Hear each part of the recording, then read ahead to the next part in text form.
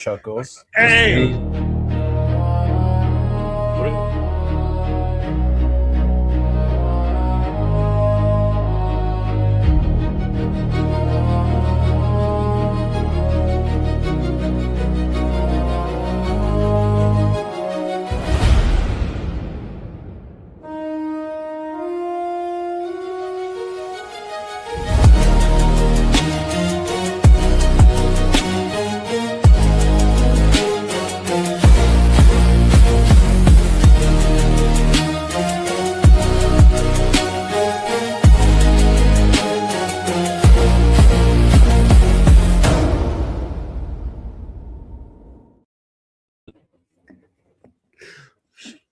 What up, baby? What's going on? The Most Notorious Podcast is back. Yo, I got my boy, a.k.a. 401 RaiderJeff, all the way to the left. What's going on, baby? What's up? Yo, the world-famous Cheeto Prada in the middle, coming all the way from Las Vegas. No, he's back home. Yeah, he was in Las Vegas, Nevada, in Camarillo. Yeah. And then we had 401 RaiderJeff in Pittsburgh, and you guys were at a bunch of events this weekend, man. And where was your ass? Working.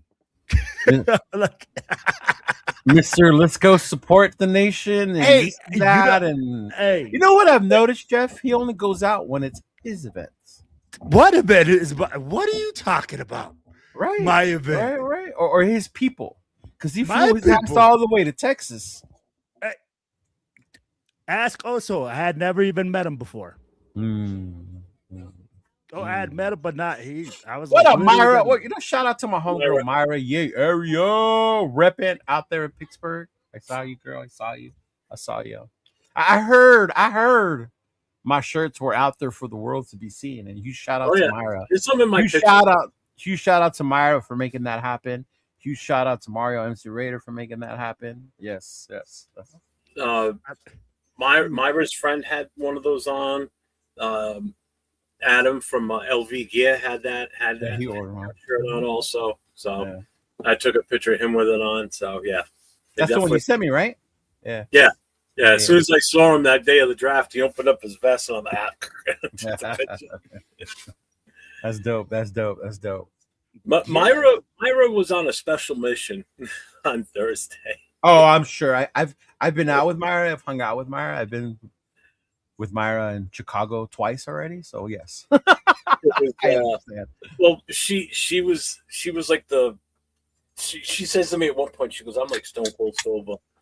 I said, because I'm referring to 805 Chris and Severe. I'm like, it's like herding, trying to corral toddlers. She goes, "Yeah, I'm trying to keep them straight and together, and let's keep going."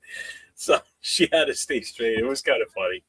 But yeah, it was fun meeting her again. I saw her in Philly last year. So right. Well, shoot, you guys are getting right into it. So Jeff, tell me, man, how's Pittsburgh?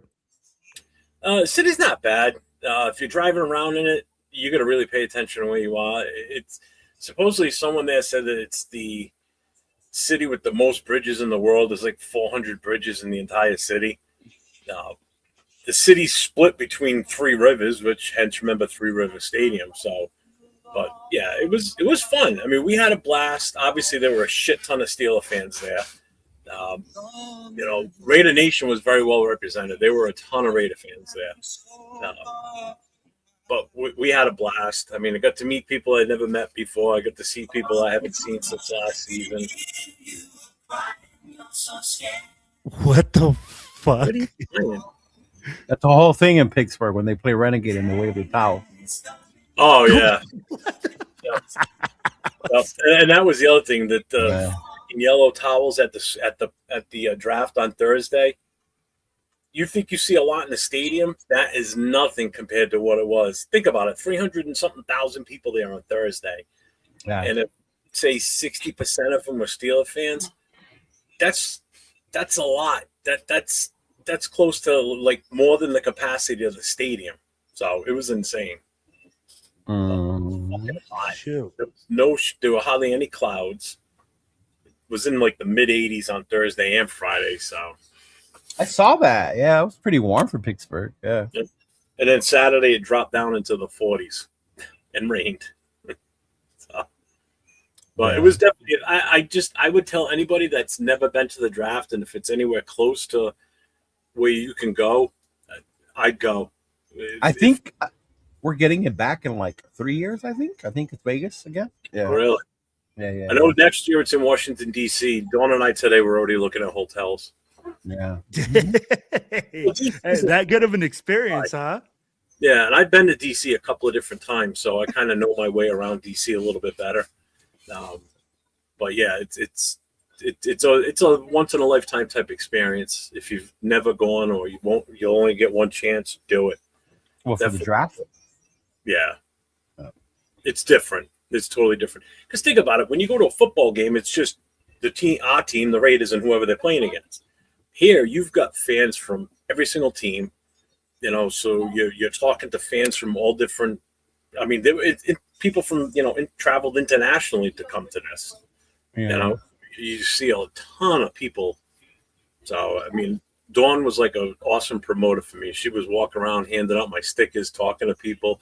I'd be filming something or taking pictures. I can hear her behind me talking to people, passing my stickers out. So shout out to her, man. She worked her ass off out there. Was she using her nice Dawn voice or the one I heard earlier today? Oh yeah, Good Lord. Her nice. Jesus, I had never heard her like that. Like, oh man, she's mad today, Jeff. Yeah. Yeah. Oh Lord. Shout out Lisa. What's up, girl? Shout out to my homegirl Lisa. TBH Inland Empire in the house. Yo, so Cheeto, you go to Camarillo. I saw you at the whole thing on Tuesday where you meet Fernando Mendoza. How was the environment, man? How was it like seeing that going from Camarillo? Because you see the first round draft pick. Like, what's the fans' reaction? I know what Jeff's reaction was, right? Fucking probably threw something through the wall. But what was the other fans' reactions? What were the feelings inside in Camarillo and inside of the facility in Henderson? Well, in Camarillo, everyone was excited. Of course, we were throwing out there that could happen trades. Even on the drive up, my girlfriend was just listening to me and the homie Sal talk about it. So when people asked her, they're like, "Oh, it's for sure." She goes, "No, we could trade back," and she didn't know, but that's just what you heard on the car. So she was keeping that going as well, right? But I mean, obviously, it was written on the wall, 99.5% chance. It was Mendoza. It was Mendoza all along. Even during the live, I was like, he's not picking up his phone. I don't see Mendoza on his phone, right? But they were ecstatic, bro. That's why I wish I didn't take the condensed mic that blocks off the background noise. Because in the video, when they're showing it, you see everyone yelling, but you can't hear them. So I wish I would have just put the regular mic on so you can hear. But man, they came out strong. They came out big, bro. It was awesome for them. And then obviously Vegas the next day, it was exciting. We knew at that point we were going to meet Fernando Mendoza, so we were hyped. Got to the facility, saw a bunch of our peeps out there. Shout out to Lovelock, Israel. Shout out to Izzy. Shout out to Angel Dartmouth. He was out there. Our homegirl Raquel met us there. She was there with Chona. I saw our boy Mike Millennial. I saw him out there. Everyone just was excited just to meet Fernando. We were all sitting there patient, waitingly. Total reaction, different reaction though when they announced the second round pick. That's what we're gonna get into. Yeah, we're gonna get into reaction. That. Yeah, total complete different reaction. I think Chona swears that some people left right after that because he did see it get a little bit thinner there, but maybe they just got because it was open since 3, right? So the we didn't meet Fernando till like 6. But I will tell you this, and having met the kid, having seen him, having felt the energy, I am a Fernando maniac now. I am now king of the Nandalorians, dog. Wow. I am a huge fan of him now, especially when he went up there and he said, saludos a mi gente, vamos Raiders. Like, that's where he got me, dog. That was where he got me. So, shout out to Fernando, his family. It was cool to see them out there. So, yeah, man, it was dope. It was a lot of fun. I hadn't been to Vegas since the last game, since the Chiefs game. So it was cool being back in Vegas, even if it was just for one day. Yeah. No, that's awesome, man. And Jay Downs with a little money, with a little dinero, he gets us what is it called? A super chat. What does that say? Dawn's This is ass? Dawn's because I said she worked her ass off. I was working right off Dawn's body. Thank you for the super chat there, Dawn's ass. That was so awkward, bro. I was like, why does he have his wife's name up there with ass? Like, yeah, all right. Yo. Chido, I need a VP of the I need to be Fernando's what? The VP of the Fernando fan club? Oh, because Jason's the president of the Fernando fan club. Yeah. Oh. Yeah. Welcome to the team, Chido, with big luck. Yes, Man, I mean, I always said it. I will talk crap. I will question it. But the minute they throw on that Raider jersey, they're a Raider, right? Yeah, I mean, that's just that you got to support him because, again, if he does bad, the team does bad, and I'm tired of it. So he's here, deal with it. I'm all for it at this point. I don't want him to fail. Right. He'll be out of the league in 4 years. But I will say, I will say this though. People were like, "Did you feel it? Could you see it?" I'm like, "Bro, all I did was a meet and greet. Like, we won't know until he gets on the field.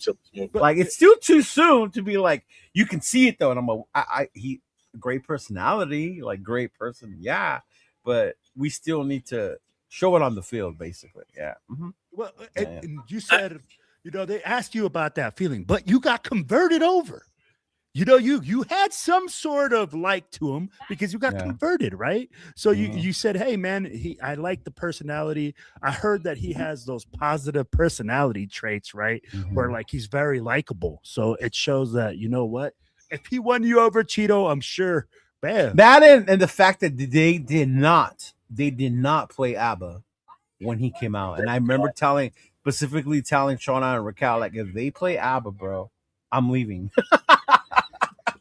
Because right before that, they were playing like all kinds of like classic 80s, 90s rock, bro.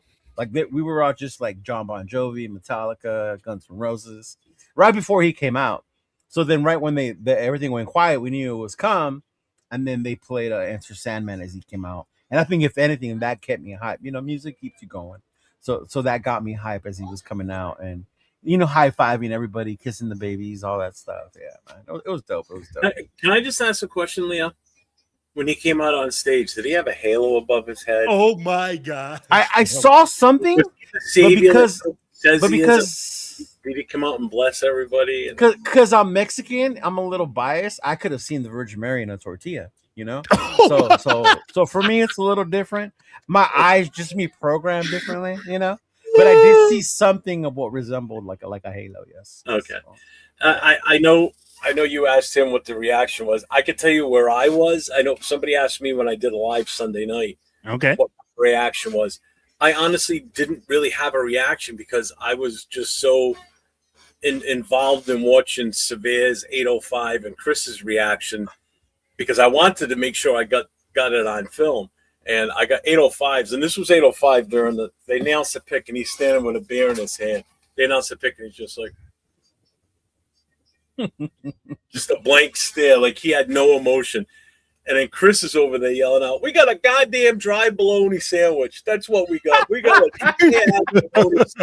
He did not say dry bologna sandwich, bro. Jesus. It was funny. And then Myra, she was dragging on him, and oh my God, it was funny to watch them and their reactions. Right. I knew it was going to be him, obviously, so it was like, yeah, it is what it is. What are you going to do? The funny thing is, though, if you watch Brian Fowler's video when they announced the draft pick for Mendoza, when they're just getting ready to announce it, and it says the Raiders are on, whatever Goodell says, you can hear a guy right next to him yelling, "Trade the pick!" And he wasn't near us. He was way on the other side, opposite us, but you could hear someone say, "They're trading the pick." That's funny. That was me all the way from Camarillo. Yeah. Oh, man. Well, hey, man, we all know what happens. Hey, first round, we draft Fernando Mendoza, and this is kind of the video that they put out for him. With the first pick, the Las Vegas Raiders select Fernando Mendoza. Fernando Mendoza weaves his way first and goes diving toward the end zone. Touchdown! That's where he won the Heisman Trophy.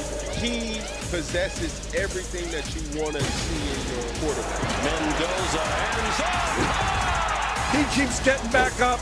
Just a great competitor. As a future with Mendoza look bright for Raider Nation. Never have I seen such a controversial first pick, man. Why was it controversial? Because for me, it was like this. You had people on both sides. People that wanted to trade back. People that wanted to draft them. No, you didn't. No, So you're telling me Jeff didn't want to trade back? No, yeah, you're talking about very few people. Yeah, The 20%, right? Not even 20. Not even 20. You don't think it was 20? Not even 20. I don't even think it was 5%, bro. Really? Yeah.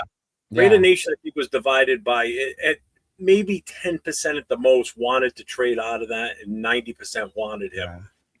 That's what I saw. Very few people saying, "Let's go for a trade." There was nothing controversial. We made it controversial talking about it up here. Well, and opening your eyes up to that's options. correct. Yeah, I'll give you that because it's more the podcasters, the people that were online, right, on YouTube, like us, that were like, hey, we need to trade this pick back. We need to make different moves. And there are also some journalists that came out and said, hey, you know what? Some are a journalist. And he did not come out looking stupid, because where did Tyson end up going? No, he didn't. He came up. I'll tell you what, that gave him some validity because of where he got picked. He got picked at number 16. Nobody expected him to go at 16. And the Rams traded up to go get him. Yeah. So let me ask you guys this: out of the whole first round, What's up, what was the most shocker for you guys? I know that Ty Simpson going at 13 is a shocker, and I know that the Vikings pick of you know what was shocking, but it wasn't. It was the fact of how much emphasis a lot of the fan base was putting on their big boards, right? They were pounding that Caleb's down was the best player in the fucking draft, right? That Caleb's down was this Caleb. And what? How far did Caleb Downs fall? 11. Dallas at what? 12? 11 or 12. Yeah, right in there. Yeah. Mm-hmm. Yeah. Well, and that to me is the interesting part, because and I think that was the part where I was trying to portray, that as much as we want to make our boards, those are our opinions and our thoughts and our insights. They will never be like the team, right? Whatever team it was, whether it was Dallas, the Giants, people were surprised the Giants passed up on Downs, right? They were surprised that Arizona, in a heavy running back already team, took Jeremiah Love with number 3, right? So it's just those things that you think into but it's those things you take into consideration that are like, oh yeah, of course he's going, like he's the best player. Like, but was he? Arvell Reese slipping as far as he did kind of surprised me as well, because he slipped out of the top 5. Yeah. You know, to go at 7, I was like, ooh. But it was surprising, but then it wasn't, because his position was still, well, what is he going to be? Because he wasn't that pass rushing specialist, you know, the way David Bailey was. Yeah. Yeah. No, correct. But everybody had predicted him to be a top 5. You know, and like I think I didn't see him on any board. And this is what's so crazy, right? It's like you said, Cheeto, we all have these big boards in the way that we imagine things. And this draft felt nothing like I've ever seen before. What do you mean? Like, whoa, people were like, whoa, this guy got drafted so high. This guy's slipping so far down. Like Caleb Downs slipping to 11. Right? You probably have never seen that before, because I don't know, but I'm just guessing. This is probably the first time you've been so invested in the draft also, because of the show. You've said it before. You never really got into college and looking at the players going into the draft, right? So when you go into that, you think about it, it's a little different, because now you're looking at it differently. Shit like this happens all the times in the draft, bro. Even with Jalen Carter was a perfect example. Right, that dude had no business going where he went, but no. And I thought Jalen Carter would have got drafted earlier, because I remember that draft, and I thought like he was worth the risk. Right now, let me ask you guys this: in the second round, we trade back, and I'd be like, when we trade back, bro, that's the expression I had. But bro, why though? Because I really, really wanted the D tackle, bro. Oh, okay. Like I really was like, finally, bro, like, hey, and I even said it after the first round. I told Jay Raider, I said, bro, my best advice is just don't overthink it. Go for the guy you're going to get that lens there and take him.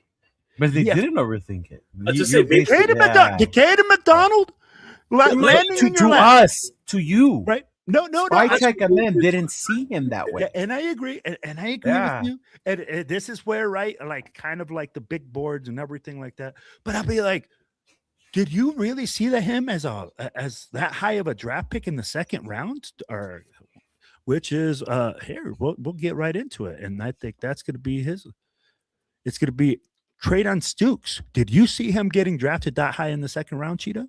Because you are a college football aficionado. No, I mean, I obviously overlooked it, and it goes back to what I wanted as a fan. I wanted the big defensive tackle. I wanted, if it was not McDonald. See, when the trade happened, this is why I wasn't mad.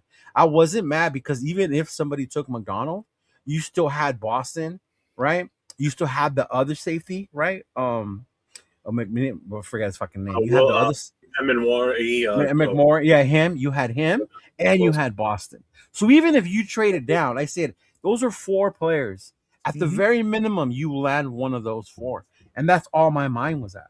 The people I was talking next to were thinking the same thing, right?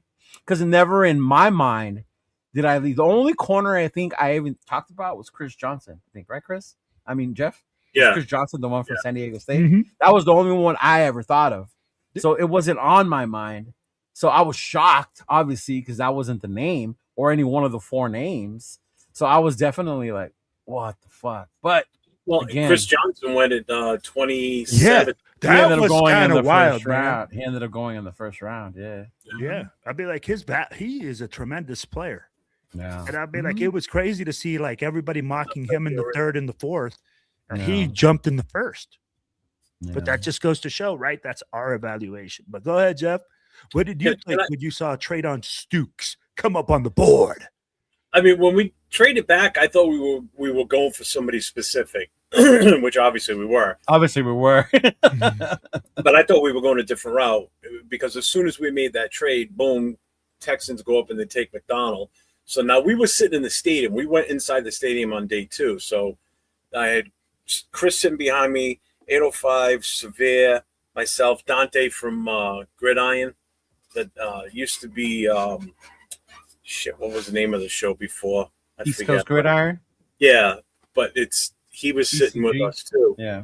And they announced the name of Stokes, and literally all of us went, Stokes? Like, we were all like, I was like, who the hell was that? Because I wasn't thinking of this guy at all. They all knew about him, but they weren't thinking of him at that point. They thought he'd be something later.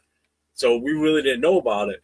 But as the day went on, and we were talking about it and everything, it kind of made a little bit more sense.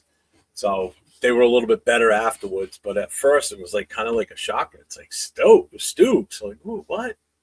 Yeah, once McDonald got taken, we were thinking wide receiver at that point for the most part. Now, before we go any further, can I just say a shout out real quick? I saw Raider Troy in here. Now, I just wanted to bring this up. On Wednesday night, when we first got to Pittsburgh, they had the Super Fans Poker Tournament for charity. Raider Barron won it. Levi. He won the poker tournament. Oh. He got 65% of the pot for his charity, which was decoding dyslexia for the state of Iowa. That was his charity that he played for. He ended up winning the whole thing. So just shout out to Levi and, as Raider Barron going out there and representing TBH and winning that poker tournament. That was pretty awesome. Good for you guys. And the guys that set it up, too. I was one of the ones that set it up, and the Philly sports guy setting that up. So golf clap. But yeah, that was my reaction because in all the mock drafts that I did, I never picked him. I never even thought of him. But when you look into it, it's like, okay, it kind of makes sense. There's some people out there that swear they did. Of course they did. Hey. Yeah, whoever it was. But here's the little highlight film that the Raiders put out for Treydon Stukes. Up there down. Inside the 10. Stukes may have it. That is knocked down. Still looking downfield, and it's intercepted to the corner. Batted away by Treydon. knocked away at the last second, and he is dropped. Just a nice job by the corner. Intercepted instead. His path to the sideline is intercepted. Trainer Stoops. And you know what, man? When we drafted him, I asked Jay Raider, I said, hey, I don't know much about this guy. What do you know about him? Is he a ball hawk? Is he a guy that creates turnovers? I mean, like, and I'll ask you the same thing, Cheeto. I'm like, in your opinion, is that what he is? Is he a ball hawk, a guy that creates turnovers, a guy that can, on the back end, give the Raiders more opportunities on offense? He's known for moving around, so very versatile, right? Can definitely play the nickel. Can play the safety. One thing that also is very well coached. Very well coached. I believe he was in college for 6 years? I believe he was there. He's one of those dudes. So definitely the experience, right? When I looked more into him, one of the things is the fact that he did stay at Arizona. You know, obviously with these kids getting all these offers right now, Arizona's not probably the best football program out there, right? But his defensive coach is really well known. Ask them, if you want to become, what do you want to do? You want to play in the NFL? Stay here with me and I'll get you ready. So shout out to him for getting him picked in the second round, the way he did. So it was definitely, a smart move if that's what they wanted to do. And then when you saw the rest of the draft, it made more sense, because I don't know if you guys remember what I had said, that we were so thin at corner defensive back that we're damn near anorexic. And one injury, and who was going to play, right? They would have to have us go out there and try out to go out there and play for the secondary, But now, now he's here. He's a Raider, right? So now you got to get ready for the law firm of what is it, Stooks, and what's his name? Oh my God, what is his last name, bro? Oh, the other guy's last name, I can't remember. But anyway, yeah. But just excited for him, bro. He's gonna be good. Yeah, from what I can see. Yeah. Go ahead. I'm sorry. I did too. I called you Raider Troy. I'm sorry. It's mascot Troy.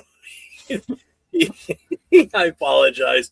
I realized it after I said it. I was like, "Oh, nobody called that," but obviously. Oh, that's the one you were saying. Someone said looks like Troy, but yeah, his persona is Troy Polamalu. He does look like for sure. No, I don't. He didn't look like him. He dressed like him, but he didn't look like Troy.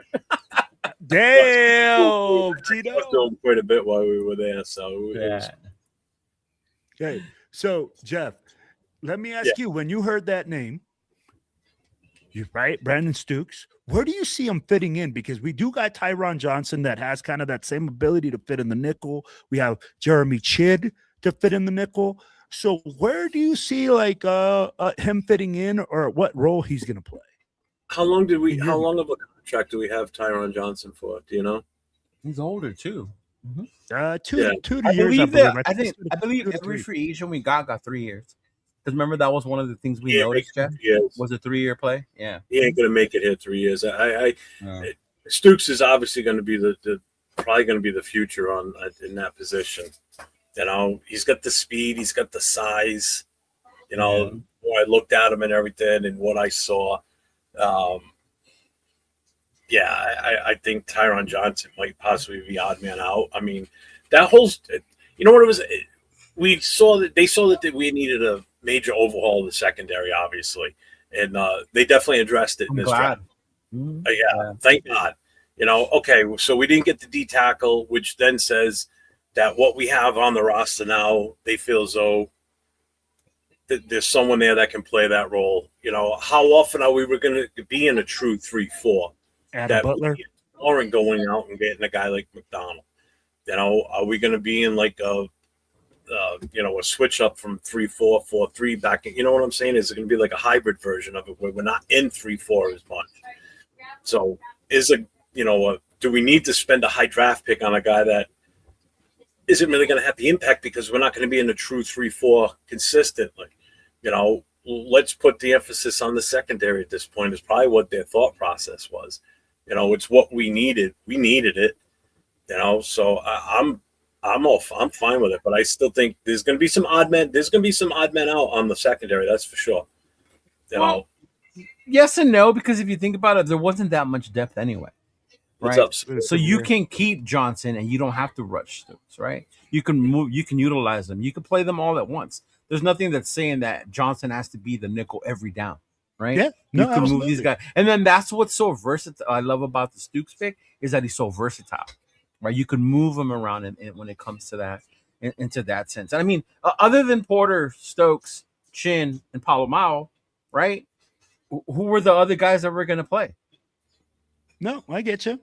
Right, Caillou, Blue Kelly, you know. Yep. But, I mean, there's going to be guys that are not going to make this roster that were starters last year. That just shows you how bad we were last year and how bad our depth was. So there's going to be guys that were on the roster last year that are not going to be here. They're not even going to have a shot. You know, they're going to get beat out by these rookies easily, I think, in all honesty. And you know what? I think Cheeto hit a nail on the head there, where this is where a lot of the things that I believe that Spytek was looking for is versatility. Yeah. Guys that can do multiple things in this draft. And Yeah, he and showed it on you. the draft, too, with another pick. So Yeah. probably the one I'm the happiest of all picks. I don't doubt it, bro. And you know what? That we're going to get. But first, let me get into this first third-round pick. We go with K'Ron Crawford, who, hey, this was a head scratcher. Under pressure again, and he's taken down. K'Ron Crawford with the sack for Auburn. Davenport, and it's intercepted. It's K'Ron Crawford.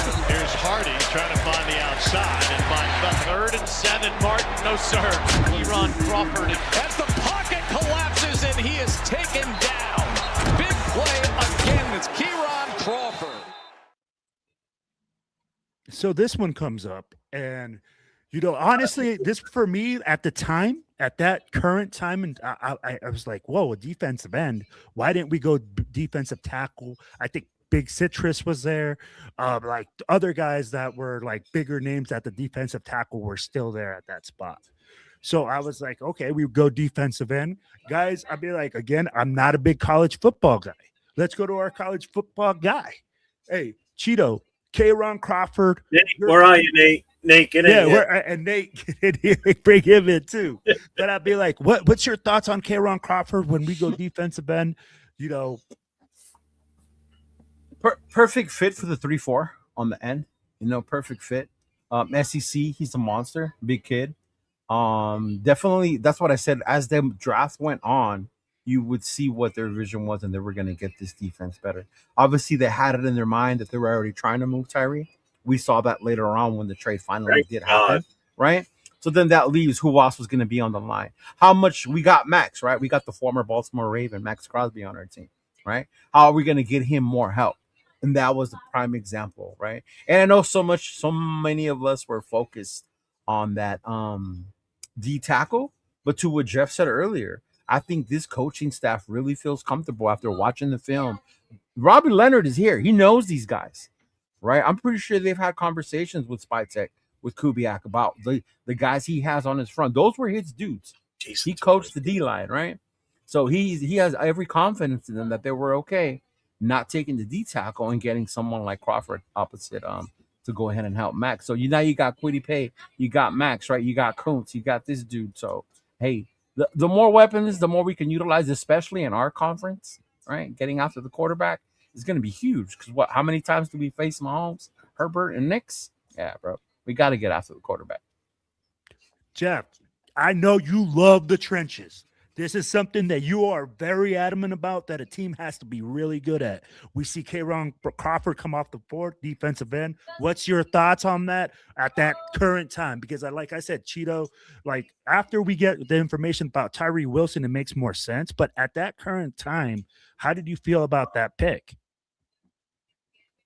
I love it. I absolutely love this pick. And I look at it this way. He is, for this team now, he's going to be the African-American version of Crosby. But I think he's going to be even better, to be honest with you.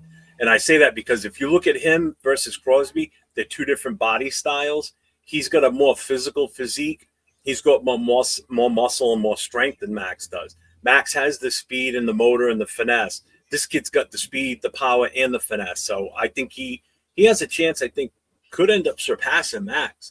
I'll tell you who needs to be worried is, and I hate saying this because I love the kid, Kwity Paye, could not be the guy that we thought he was going to be now that we got this kid.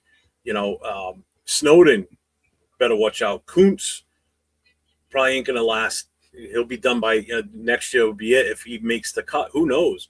There's going to be guys that started for us last year that are probably going to get beat out by some of these guys. And this is one of those potentials right here. I think this kid could be one to step in and really have a major impact. And I would not be surprised if he is named the opposite starter from Max. I mean, you think about you've got a mirror image, but a stronger, more physical guy on the opposite side of Max. So we thought we had that with Tyree a few years ago when they drafted him. But other than that pick and the one we're going to talk about probably next, the Tyree being traded away was probably my favorite part of the entire draft. Was knowing that we don't have to sit here and go, well, we'll see what he does this year. Or this is a make or break. If he's gone. Thank God. I am done with that. But I think this kid could really be something. I really, really do. You know what? I think Raider Smoke was onto something there where he said, hey, man, the Raiders knew that they were going to get rid of Tyree. Malcolm Kuntz right now is still, on a prove-it thing. He still has to be proven. Yeah. Mm-hmm. So you come in, you bring in this young man, and you kind of replace that, right? And then, of course, we don't know where Kwity Paye is going to play. He might be listed as defensive end, but they might put him inside. We don't know exactly where he'll play. So then we come back, man, and in the third round later on, and I know Jeff probably threw a freaking palooza, a little Trey Zune.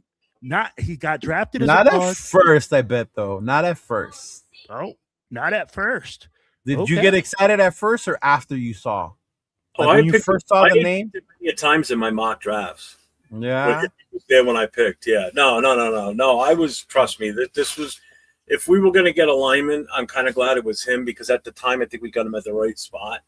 I don't remember you mentioning him in other drafts that we did together. That's why. Why do I have to talk about it all the time? All of a sudden. Well, look at my mock drafts. I had him. Oh, wait, that's the right. My bust. Hey, where's my Trey Zune video here? Hold on, guys. Actually, I don't have the video for Trey Zune. Where is that's the one you should have had, dude. I know. It's Jeff's video, too. Yeah. Hold on here. Well, let me see here. Hey, I got it. Hold on. Let me load it up here. He's got one that says trade alert, but not the Zoom one. You're an asshole. You're a fucking asshole. It's because I'm on my Max videos. So hold on. Let me remove here. See, the thing is, I didn't even know we picked him because after we made our first pick in the second round, we stuck around for a little while and then we left, Dawn and I. So I was trying to listen to it, but it was I had my earbud in trying to listen. So I didn't know we picked him until I got back to the hotel. Yeah. I was like, oh shit. That is one thing that's different though. And I like going, but you don't get to sit and watch everything. Because even when I was at the Raider thing, they cut off the draft, right? Really? You couldn't hear anything. We were looking on the phone. When I was at the draft party, you couldn't really hear. They didn't have the volume up, right? Everybody was just Raider. So that is one thing that I do miss about being able to sit and watch it, like how Jeff was saying, right? Is you get to see all the other ones. I missed. Yeah, if you weren't staring at the board the whole time, while we were there, you missed a lot. When we were sitting down in the stadium, I could kind of pay attention a lot more, but we were talking a lot and everything. When we were down inside the main area of the draft, the stage area, it was just miserable. All right, man. Hey, I got you now, John. Raiders select Trey Zune the third.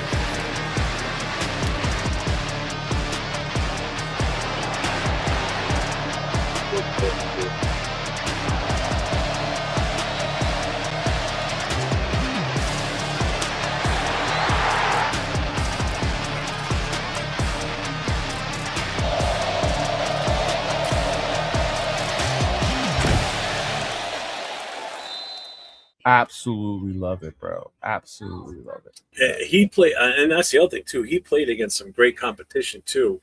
I mean, SEC, Texas A&M is SEC, bro. What I really like about him is the fact that how versatile he is.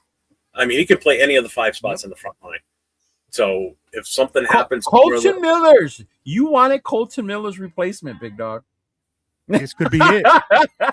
That could be it. I know we're like putting him in the guard thing, right? But if worse comes to worse, and the other guys can play guard just as well, this kid could be the successor to Colton. I mean, you just saw most of the plays there were at left tackle. That's what the highlights. That's what I saw. And how well he did it. I mean, again, you need a lockdown on that left side. So, what the fuck was I going to say?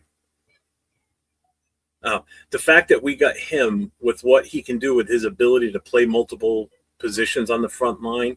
Yeah, it's better than getting somebody like, say, just a guy that plays left tackle. That's all that guy can do. Yeah. And if he's still falling behind Colton Miller, this guy's just going to sit.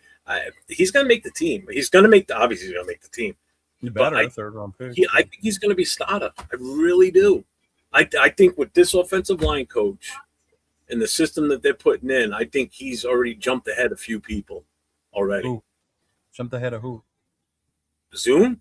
Yeah. I think anybody who's planning to play on the right side or left side, wherever JPJ is going to opposite is that side. So he's already ahead of Carlos Rogers? I think so. Rogers, yeah. I think so.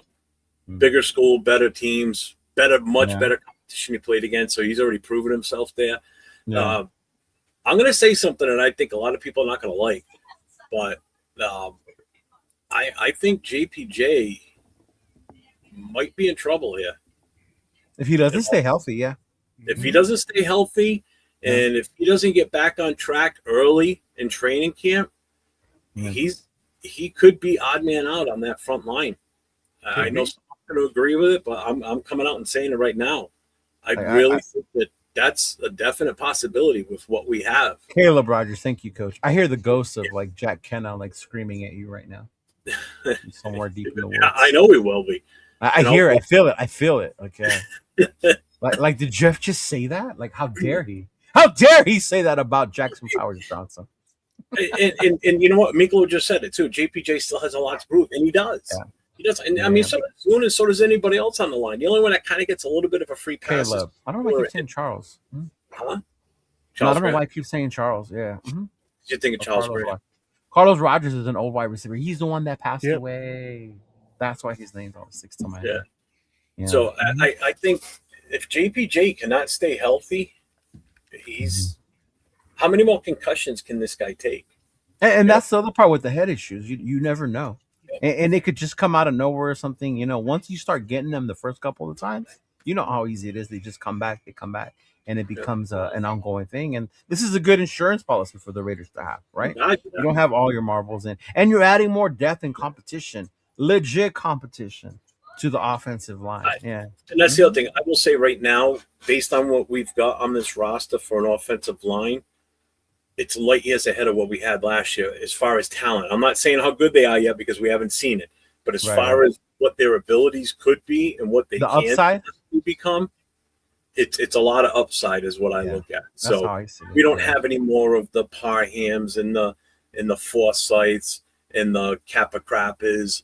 All that shit's done and over with. We've got this offensive line is fucking young right now. Oldest one is Colton Miller by a long shot. And he's 30, right? Or about to be 30? Yeah, he's going to be 30, I think. So if we can get these 5 guys that we've drafted in the last 2 or 3 years, including this year's draft, to all work together and play on, be the starting 5, we could have a dominating offensive line for quite a few years if everybody, stays the course and plays the way they should. So I think this is a good sign for the offensive line going forward, and I am happy, extremely happy. So I'm more happy about this pick. Yeah, I was at Twin Peaks. Our wings had just gotten there, and the pick came in on my phone.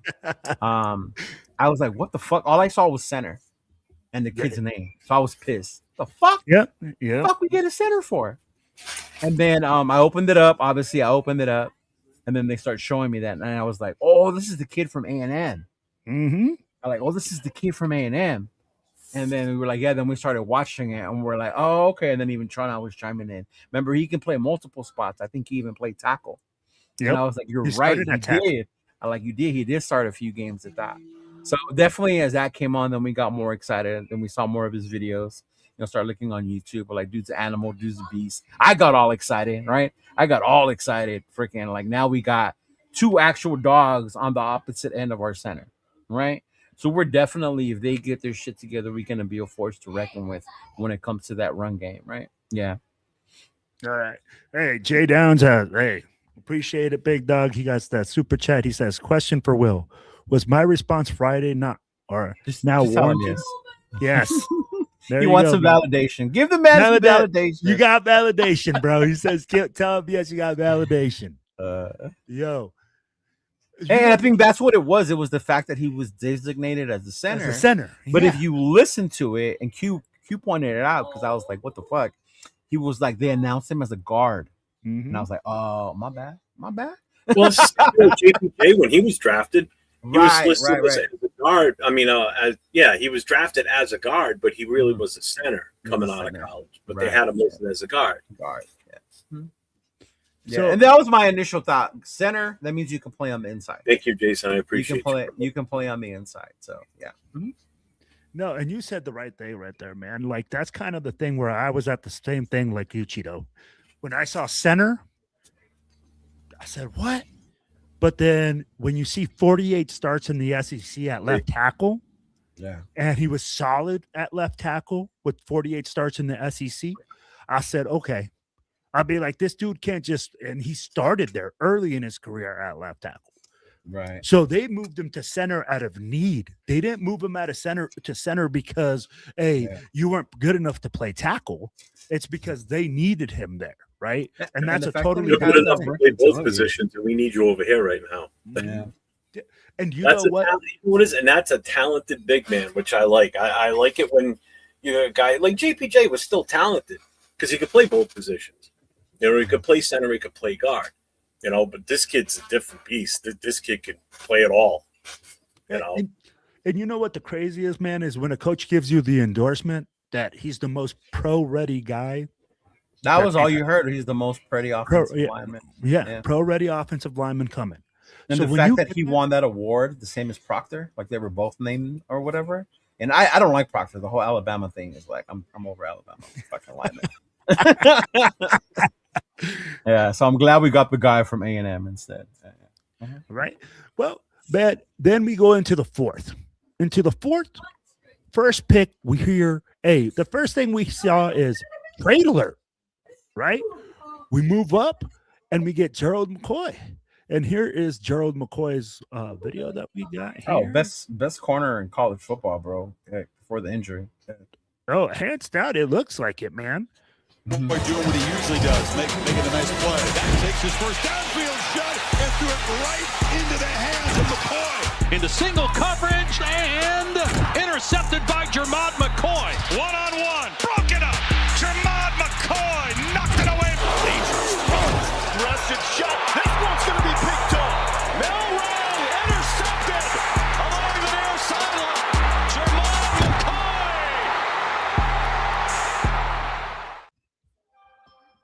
I hope he begins to have that ability to play like that for us. Well, if you remember, because he just started to get healthy, and he went out there and he ran the 40. I was like, oh my god, this motherfucker's gonna actually run the 40. 4.38. Right. Yeah. So I guess the question, Jeff, would be how long does that durability last? Kind of last the whole season. Yeah, isn't he the one that's got some? They're saying it's a degenerative issue now too. Mm-hmm. It's a and they're saying that issue. you should get surgery again to fix that, and then you should be okay after that. Yeah. In my opinion, if that's what the suggestion is for him, you should just do it. Just take your, sit your rookie year, get that surgery, get you healthy, rather than you go out there, try and play on it, and it ruins your career. Basically, it ruins your shot at a career. Right. So and he's a 4th round pick. I'd be getting it done. Yeah. Yeah. I mean, you're a 4th round pick. What do you expect out of a 4th round pick? We don't expect every 4th round pick to be Max Crosby, right? Like, if I can get 4 years out of a fucking 4th round pick, like, that's a win. And you get a kid with this talent, it's like how you say, you don't have to rush him. If he needs that surgery, like Alex Guerrero and them, do a little magic, right? Do whatever they got to do to get him going. But this kid was such a ball player, though, such a ball hawk. His instincts are amazing. And it was sad when he got hurt. Because this dude legit was the best corner in the country. Right? He legit was the best corner in the country. So for us to be able to snag a kid like when I saw we took him, I was shocked he was still there. Because by this point I was already driving home. So I was shocked that this kid was still available. And I was like, oh shit, he was still there? So it makes sense like why they traded up if he was still there to go get this kid. Because obviously at this point somebody was willing to take the chance. And I'm glad Spytek did. I really am. Mm-hmm.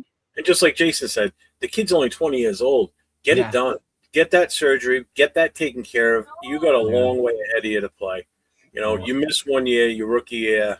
If the team's willing to deal with that and put him on that injury, injury reserve. Mm-hmm. Yeah.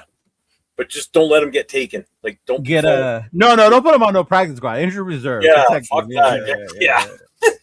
No. Let him go get his surgery. Let him come back. Give him number 24, and the rest is history. Well, he's got to be the youngest. Damn. Youngest kid we drafted, right? Isn't he the youngest? Old? Yeah. Right. Yeah. 20 years old in this draft is a rarity. In this year's draft, this was an old draft. This is the COVID draft. Yeah. Yep. You know what? This is where, like, in the fourth, I saw him, like, we move up, and I was like, man, we took an injured guy, but then I saw the potential, right? This is where what Jeff says makes a lot of sense to me. If a guy gets an injury like that and you got a first-round talent in the fourth, get the surgery done, have him sit that whole time, have him get better, and what you get later on, man. And that's why people are talking about it, saying that we got to steal in the fourth. I'll be like, I got a clip later on with from TJ Hushmanshada giving his like little review, and I'm gonna we'll play it. Man, and he talks about this steal. He said, like, man, this is a first round talent in the fourth. And I said, oh man. And here's a guy that I actually like. He was ranked number 2 in his position group, number 18 overall, it says. No, that's before this kid got hurt, he was better than the kid from LSU that got drafted this year.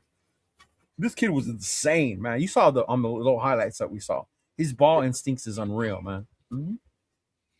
Yeah, and like Miklo just said, I didn't know Stooks was 25.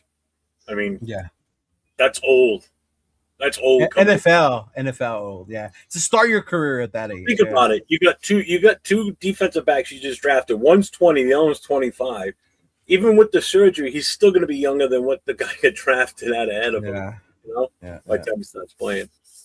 I don't know about Malik Benson being a 7th round steal, man. I don't know about that. We'll get to that one. Okay. But so, Cheeto, let me ask you this, man, because you watch a lot more college, right? If you had a comparable for anybody in this kid in the NFL, who's your comparable? Him? Yep. Oh man, I'm gonna take it Raider wise, right? Okay. And I'm gonna tell you, we may have drafted Nnamdi in the 4th round. What? Yeah. Wow. Quality. That's how talent. good this kid can be. Yeah. Mm-hmm. Yeah. Okay. Again, what'd you say? Nnamdi, we may have dropped the Nnamdi. You're saying we may have drafted a Nnamdi? Mm-hmm. In the 4th round. Yeah, another Nnamdi. Yeah. I think I can live with that. Another Because we all know how damn well he was for us. Oh my God, he was shit on him and say, well, he didn't get a lot of interceptions. That's because nobody threw to him. They didn't throw to him. They didn't throw to him. You cover one side of the field. You don't throw it that way. Mm-hmm. No. Yeah. Like, it doesn't matter. Yeah. All right. And the next guy, man, we go with in the 4th round was really, we talked about a lightning and thunder package. Shoot. I brought up this guy after the draft. Yeah, people are already killing me with the comparisons. This guy, they're already killing me. Okay, I said thunder and lightning. I didn't say comparisons to anybody. I just know he has mad speed, 4.38 speed, electric speed. But hey, hold on.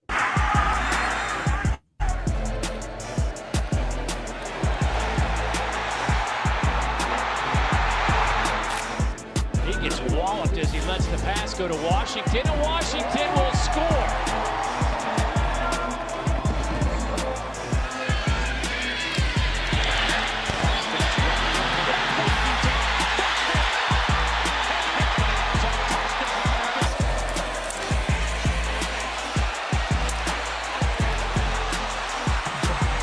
I know, right?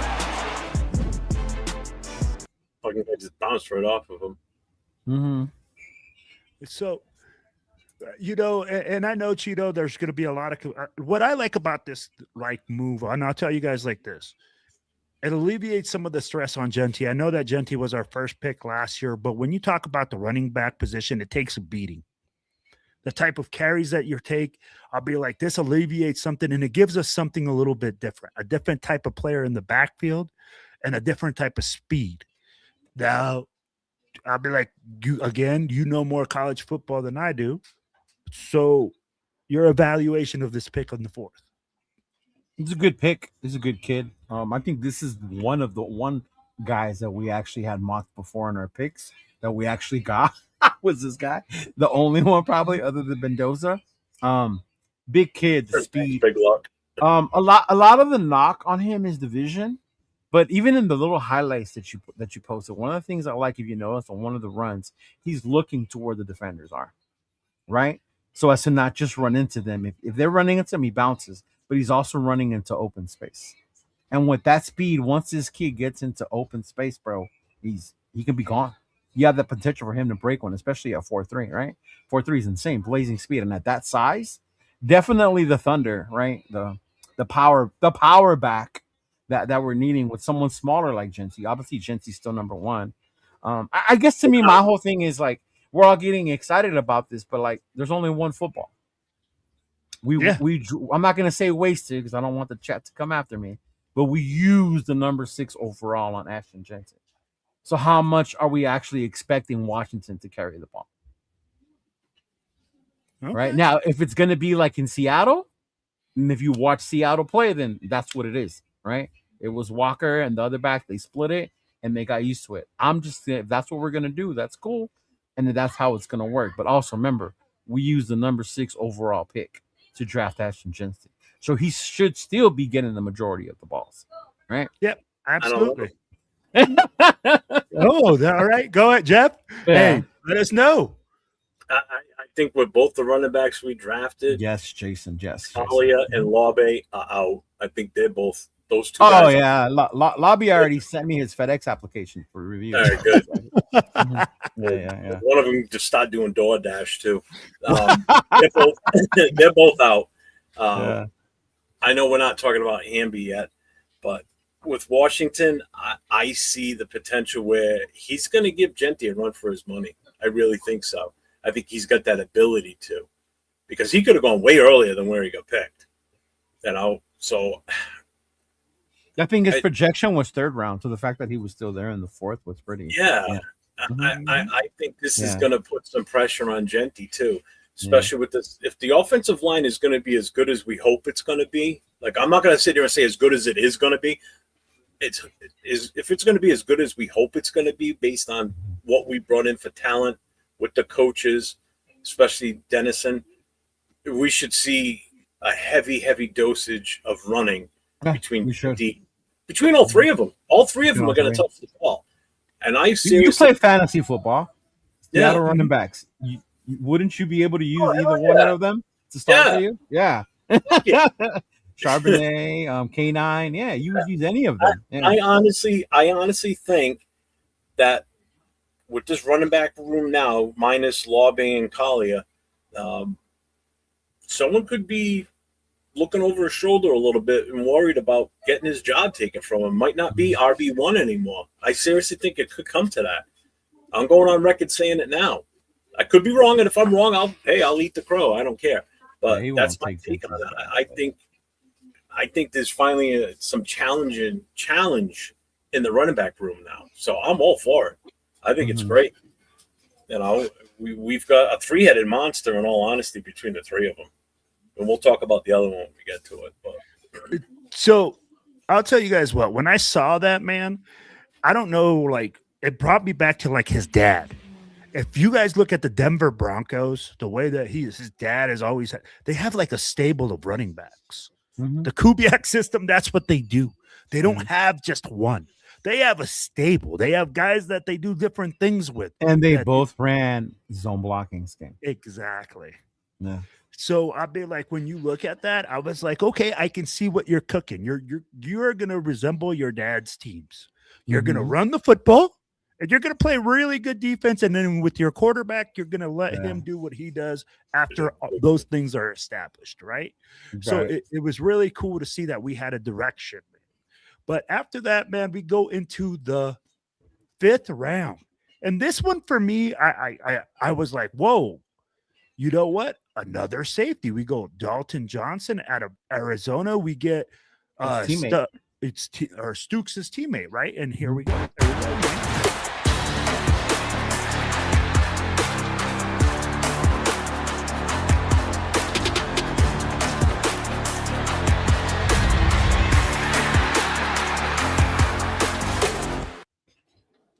That was a short highlight reel. Hey. What was it, 2 plays? You're an asshole. Okay, Jeff, since you got so much to say about Dalton Johnson, I want to know what your thoughts were when Dalton Johnson got drafted. I don't know. I have no take on it whatsoever. Sorry. Oh, man. It's not a name that I had picked in any of my mock drafts. I don't know anything. I don't know enough to even talk about him. So I'm not going to blow smoke up anyone's ass and say, "Oh yeah, this guy's great." I don't know. All right, Chido, what's your thought on this pick? Where I mean, like a lot of people were saying, "Hey, we took him way too high." You know, this guy. Who said we took him too high? I heard from other podcasters, okay, that we took him a little bit too high. Which podcaster? When we were actually doing it with Jay. Jay told me that he took it from. We took him a little bit too high in his opinion. Jay said we took him too high. Yeah. No, bro. We were scratching, bro. Yeah, we weren't reaching for this one. No. You don't feel like we were reaching? Oh no, this isn't the 5th round. This is my apologies. This is 5th round. I wasn't with them in the 5th round. My apologies. This is wrong, Johnson. So my bad. But yo, so you feel like this was a solid pick in that round? Yeah, especially when you saw what they were doing with this draft and solidifying that secondary, then you understood what they were doing. They had drafted the corners. Even with Stooks being the 2nd rounder, he's the safety, but he could also play nickel, versatile, right? Now you add a true, safety. I think Xavier said it earlier, right? Pitbull, you see him up there. And it also lets you Chin and Palomao play their natural positions. Right, you don't have to put them back there at the strong, right? You don't have to. You're gonna have actual being able to team them up properly, and then this Arizona defense was one of the toughest defenses, right? They had, if you go look how many players got drafted from this Arizona team, this secondary, this defense, it'll show you. Even though I think one of them even got undrafted and he got signed somewhere, right? So it'll tell you the talent. And shout out to the Raiders to their scouting staff for being able to find dudes like this, because Arizona is not one of those colleges that you saw. You didn't see them on national television all the time. They didn't have a playoff run for the world to fall in love with, right? So this is like actual scouts doing their homework on these dudes. Yeah. Let me ask you this: do you think they have a direct link? And I'm not trying to throw you under the bus, bro. I admit it. Hey, that was my bad. Hey, that's my bad. I think it might have been one of his other buddies, but he doesn't want to throw them under the bus. And I don't have that many friends, Tito. Yeah. I try to keep my circle small, asshole. I don't know. Why do I have assholes like you in my circle? He made it sound very specific, right, Jeff? That someone said it was. He did. He did. And it was. Hey, I will get back to you. But look, let me ask you this, right? When you look at it, for me, I have questions because we drafted a safety in the 2nd, right? Now we have Jeremy Chin, who we signed last year. We have Troy Palomao, who's on the He's not Troy. Or not, or freaking his nephew. Sorry. Isaiah Palomao. Yeah. I wish we had Troy Palomao. Right. Yeah. I'm like, I think we have like 5 or 6 safeties on the roster right now. I'm like, I know I didn't just name 3. I know we have 2 more safeties on the roster. Other than Palomao and Chin, who were our other safeties before these guys we drafted? You had Johnson, who played safety and nickel. You had yeah, that's why we drafted these guys. So because of that, yeah, 5 safeties. No, because we didn't have any before these guys. Yeah, now we have 5. Yeah. Who are the 5? Well, you have Jeremy Chin. You have Uh-huh. Stooks, who's playing safety. You have Isaiah Palumao, and you Stooks have is Dalton. nickel. Stooks is nickel more, but yeah. But I mean, like, he plays safety as well. So does Tyron Johnson. He's listed as a safety nickel as well. He's a nickel corner as well. Yeah. You know, I mean, like, Yeah. so that's where I go, like, hey, do you see Stoops playing McCollum. outside? Yeah. Because I heard Stoops, and I'll ask you this, Cheeto, is it true that Stoops played corner in college? That's what I'm saying. He did play corner. He was versatile. But would you put him primarily as the 1 or the 2? I don't know. Let him figure it out at camp, right? Right. So Let him that's go what up I against say. Stokes and Porter. Yeah. I'm like, I could see him playing outside. I could see Stoops playing outside. And I mean, like, and do you feel like Palumao is better than Johnson, or do you feel Johnson is better than Palumao? Palomar is younger, has a higher upside. You could let him play more of his natural free safety position. Yeah. Okay. You know, you don't have to force him. You think about when you put Palomar on a nickel, right? Or even if you put him up on the line against these big guys, right? You know, like don't you put him up against one of the big guys. Palomar don't have the size for that. That's where we get outmatched, right? At least with these guys, they have more of that coverage ability. They don't get lost in coverage. You let Palomar do what he's good at, which is to make instinct plays, right? To react to certain plays, and you allow him to do that part. I mean, I get, and I've seen this. You know what? Yeah. This is what some people really like this guy. People that watch Arizona college football were telling me, like, yo, that guy's a baller. Mm-hmm. Hey, real quick, there's someone that's watching the show tonight that doesn't have his phone. So he's watching us on his TV and he can't interact in the chat. So I just want to say this to him real quick. Stop it. Get some help. Shout out to I'm Not Bueno. Where's Bueno at? Where is In the he? chat. He's here. He's watching, but he can't type. So anybody that wants to pick on Bueno in the chat, go for it. You got free reign. He can't respond to you, so have fun with it. Hey, and Love it, Bueno. later on in the 5th, man, we go and address again the secondary. Just pick passes off. Zeke Massis. He can tackle 2 over the top, and that one is intercepted. Intercepted by Zeke Massis. And a pass deflected, knocked away, incomplete. Lots of good info there. Now, exactly what Stormy was talking about. Zeke Massis. Gonna throw from his own end zone. Dangerously intercepted. It's Massis with his 4th of the year, and he gets it all the way down to the 2.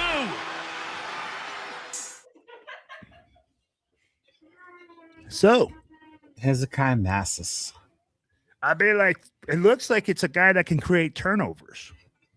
A guy that gets PBUs, from what I understand, Cheeto. Fill us out on Hezekiah Massis, man. What is your thoughts on him? What does he do? I'd be like, honestly, I didn't know much about him. It was Q that put me onto him.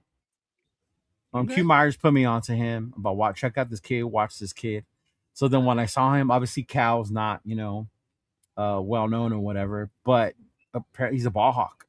Great corner out there, right? Great competition to bring in. Can definitely turn into something for us, right? If given the opportunity.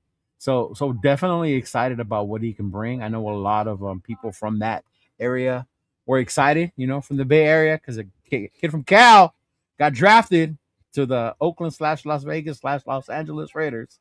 So it'll be definitely cool to see what this kid's like, but definitely a ball hawk, bro. Which is what we needed. We needed ball hawks. Like, when was the last time, other than Isaiah Palomar intercepting the ball or Max Crosby tipping it up and catching himself, can you remember getting excited that somebody was going to cause a turnover interception-wise in that secondary? hey, Jeff, thoughts on drafting Hezekiah Massis in the 5th round? This one I know a little bit about because I did pick him in a few of my mocks. I was just looking back through some of them right now just to make sure I had, because I thought I'd see the name Just in case Cheeto Police shows up. Yeah, right? Yeah. The Cheeto Police. That's what I'm going to call it every time, man. Too. Fucking hey. It's like, what number did we get him at? What did he finally go at? He was in the 5th round, He's in the 5th round. I can't remember what number it was. Because I see one, I got him at 117. Yeah, and It might have been around there. I'll tell you right now. I mean, again, this just goes to show you how bad they thought our secondary is. You know, I mean, the kid can play from what I can see. I didn't see a number. No.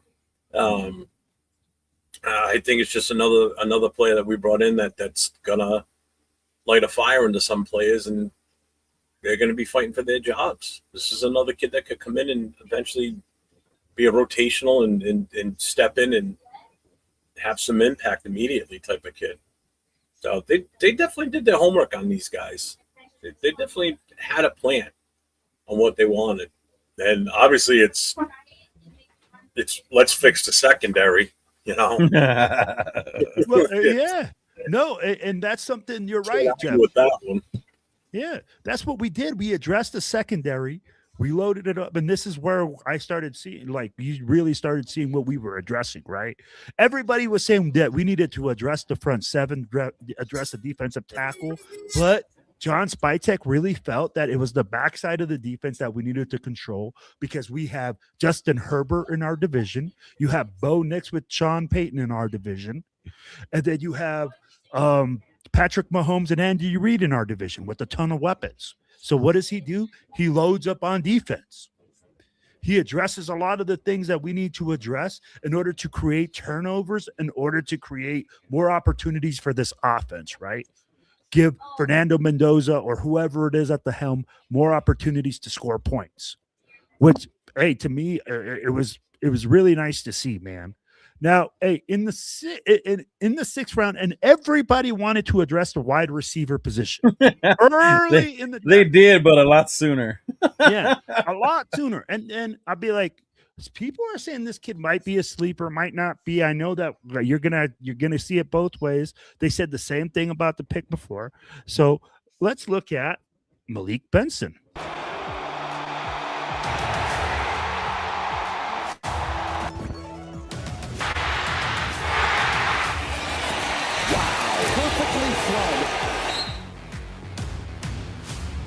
As Benson fields it cleanly, he's got space and an 85-yarder.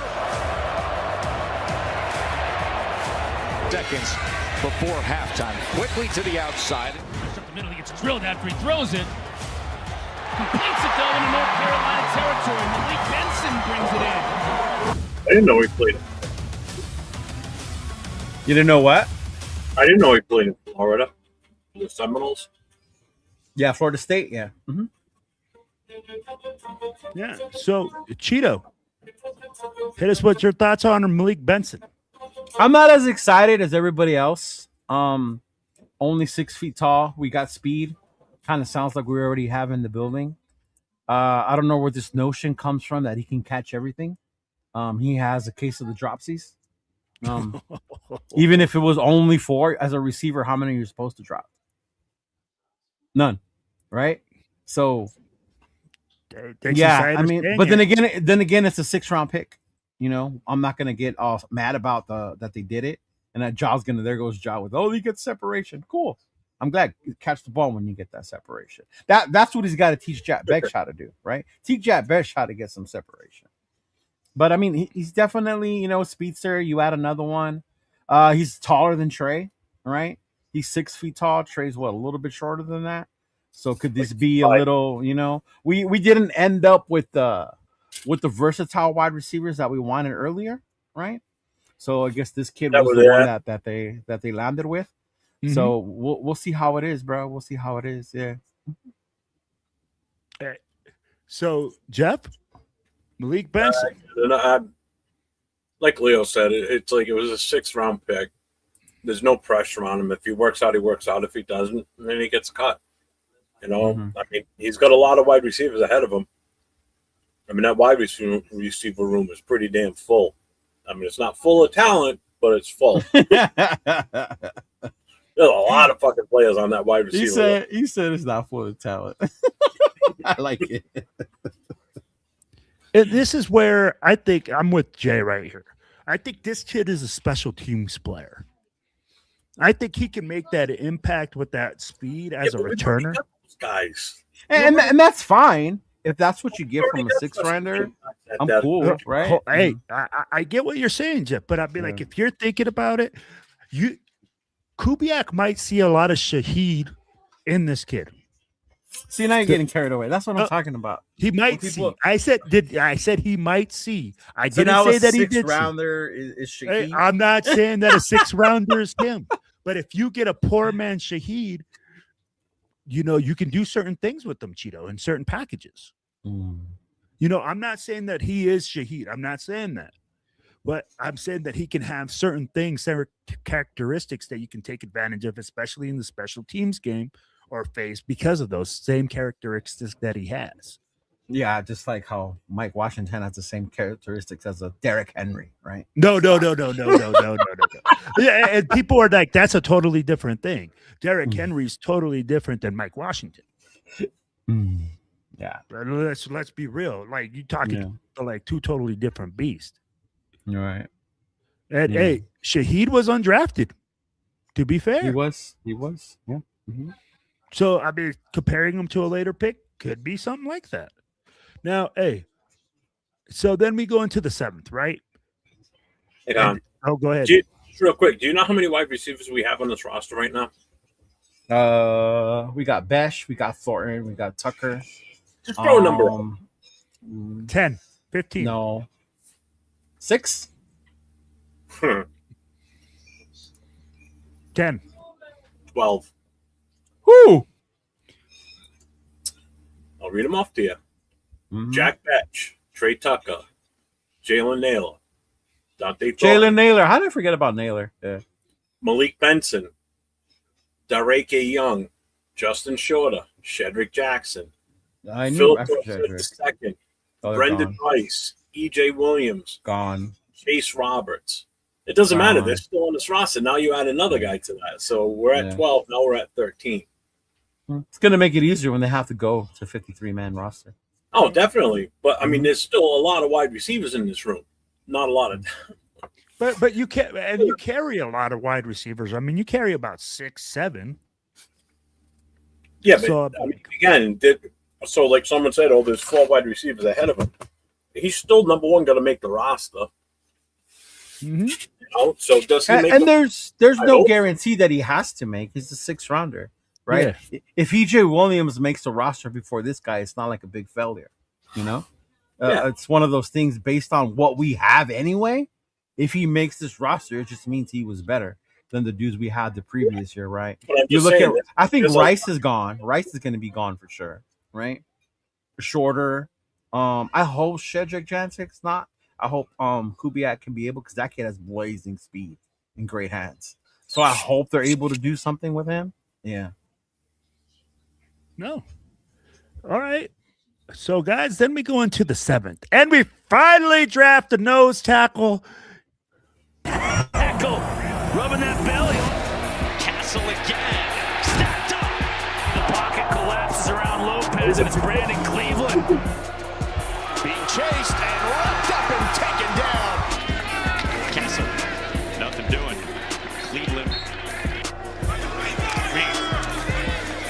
Looking for a crease. Can't find anything. So we addressed the defensive tackle spot in the 7th. I mean, like, what's his measurables?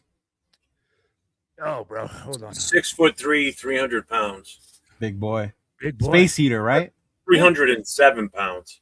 And Cheeto, you're absolutely correct. From what I've read on his things, it said, "Hey, Space Eater," but does get high with this pad level and does have troubles with the double team. Right? That was about it. But they said Space Eater, a guy that can freaking eat up space, but once he gets tired, that's where it consumes him. But you know what? We addressed the position, and again, it might not be. It's a 7th rounder, right? Right. It's a guy like you said, Cheeto. If this guy makes the roster, then shoot, you did an amazing job that year, because even your 7th rounder is making the roster. Or your roster's that bad. Right? And it could be the other one. It could be the latter. Let's hope it's the other way, Gino. Let's hope it's the other way right now. And hey, so I'm going to start with Jeff. We addressed the defensive tackle. What do you think, brother? I mean, I don't know what was there at the time. I mean, if he was the best one available at that time, and that's what it's not going to hurt bringing in more depth and, pushing other players to excel. So, I mean, if he can be a true zero guy and we can somehow keep him, I mean, he's not a small dude. He's a big guy, So if we waited that long to take a nose tackle, then that just tells me that they think whoever's going to play zero technique nose for us in the 3-4 is already on the roster. They're bringing this guy as a possible, especially with the move of Lockie. I mean, for all we know, it could be him. It could be Lockie Tassi that ends up doing it. I mean, it's basically just you push forward, take block. Yeah, it's too soon to tell who it is. Yeah, but exactly. I mean, it's not bad to take this guy in the 7th round. You're not risking it. No. If they felt as though they needed the draft one, they did. They waited till the end of the draft, but hey, oh well. But what about the talks from the fans that say that this guy was better than McDonald anyway? Whoa. It's grasping that shit. They're trying to justify why we passed on McDonald, but this guy is better. They're trying to put some cheese on a shit sandwich and pass it off as a fucking deluxe arch. 10th pick into the 7th round. Okay. Right. Yeah. Or that he was way better than Citrus and. Are you kidding me? He was better than Christian Miller from Georgia. Yeah, he was better than that. Some people are actually saying that. Yes, that this dude was actually the second best D tackle out there. Okay. You know what? I'm gonna keep my mouth shut. I'm gonna get this. I'll be like, and this is why people. You know what that is? I'll tell you exactly what that is. I'm not keeping my mouth shut. I changed my mind. You know what that is? Those are the people that just want to say something to say something. Whereas when you asked me earlier about that corner, and I said I don't have anything to say about it because I don't know enough. Those are the people that sit there and say when a player is picked and they talk out their ass and they don't know jack shit about it. I don't know enough about the guy other than the fact that he's big and we took him in the 7th round. And if he works out, he works out. That corner, I didn't know enough about him to talk about him. So I'm not going to say that. I'm going to sit there and say that was a great pick and suck ass like everybody else and just, oh, yeah, that was awesome. That's not me. I'm going to sit here and say that I think Genty's in trouble, possibly, with what we brought in for the running backs. I am going to say that. I'm going to go out on a limb with that one. Yeah, that's a big limb you're going out on. I'm not going to talk shit about them and say, well, he's the second best defensive tackle in the draft. Maybe even could have gone in the 1st round. Oh, and we took him in number 7, and that's what you think? Get the fuck out of here. Yeah. Give me a break. Second best defensive tackle. Thomas and Sue. Yeah, we got him in the 7th. Yeah. Hey, if the kid, who knows? Nobody expected Max to do what he did, being a 4th rounder. You don't know what you're getting with some of these kids. It's a crapshoot. It's no different than playing a lottery when you draft these players. They work out, they work out. If they don't, oh well. But don't sit there and blow smoke up at me and saying that he's the second best defensive tackle in the game. Get out of here. These are people just wanting to say something to justify why we passed on all these guys earlier. And then all of a sudden we got the second best in the 7th round. Yeah. Shit. Wow. Hey, John Raider saying that the reason McDonald wasn't drafted was because Rob didn't want him.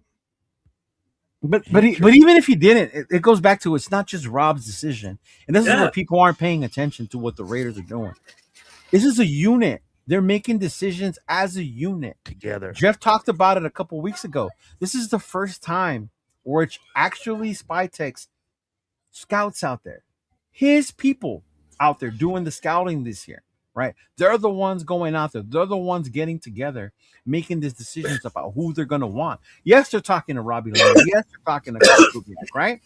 But ultimately, they're the ones making the decisions based on the kind of players they want for this team, right? It's no knock on McDonald. It's no knock on Stukes, right? Like, oh, we were all surprised. It had nothing to do with him not being good enough.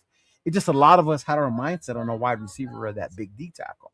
Right, but this team, the way they're thinking, the way they're approaching rebuilding this team, is different than what we think or wanted as fans. Yep. Yeah, and that's all it comes down to. Yeah, it's not like he interviewed bad or they found out something in his Instagram he was DMing old ladies. Like it ain't none of that, dog. It ain't none of that. Yeah. It just came down to the fact that this is not the type of player that they felt was going to be beneficial on this team at this point. And that's all it came down to it. And there was no shade to them. It was no shade to them. I think I saw it, and you got to remember, two things I want to say. One, this just shows me that the scouting team did their homework and really buckled down and got these guys hopefully some gems out of this draft. Okay, right. Some gems. The other thing too, I saw a stat that said, I guess our scouting department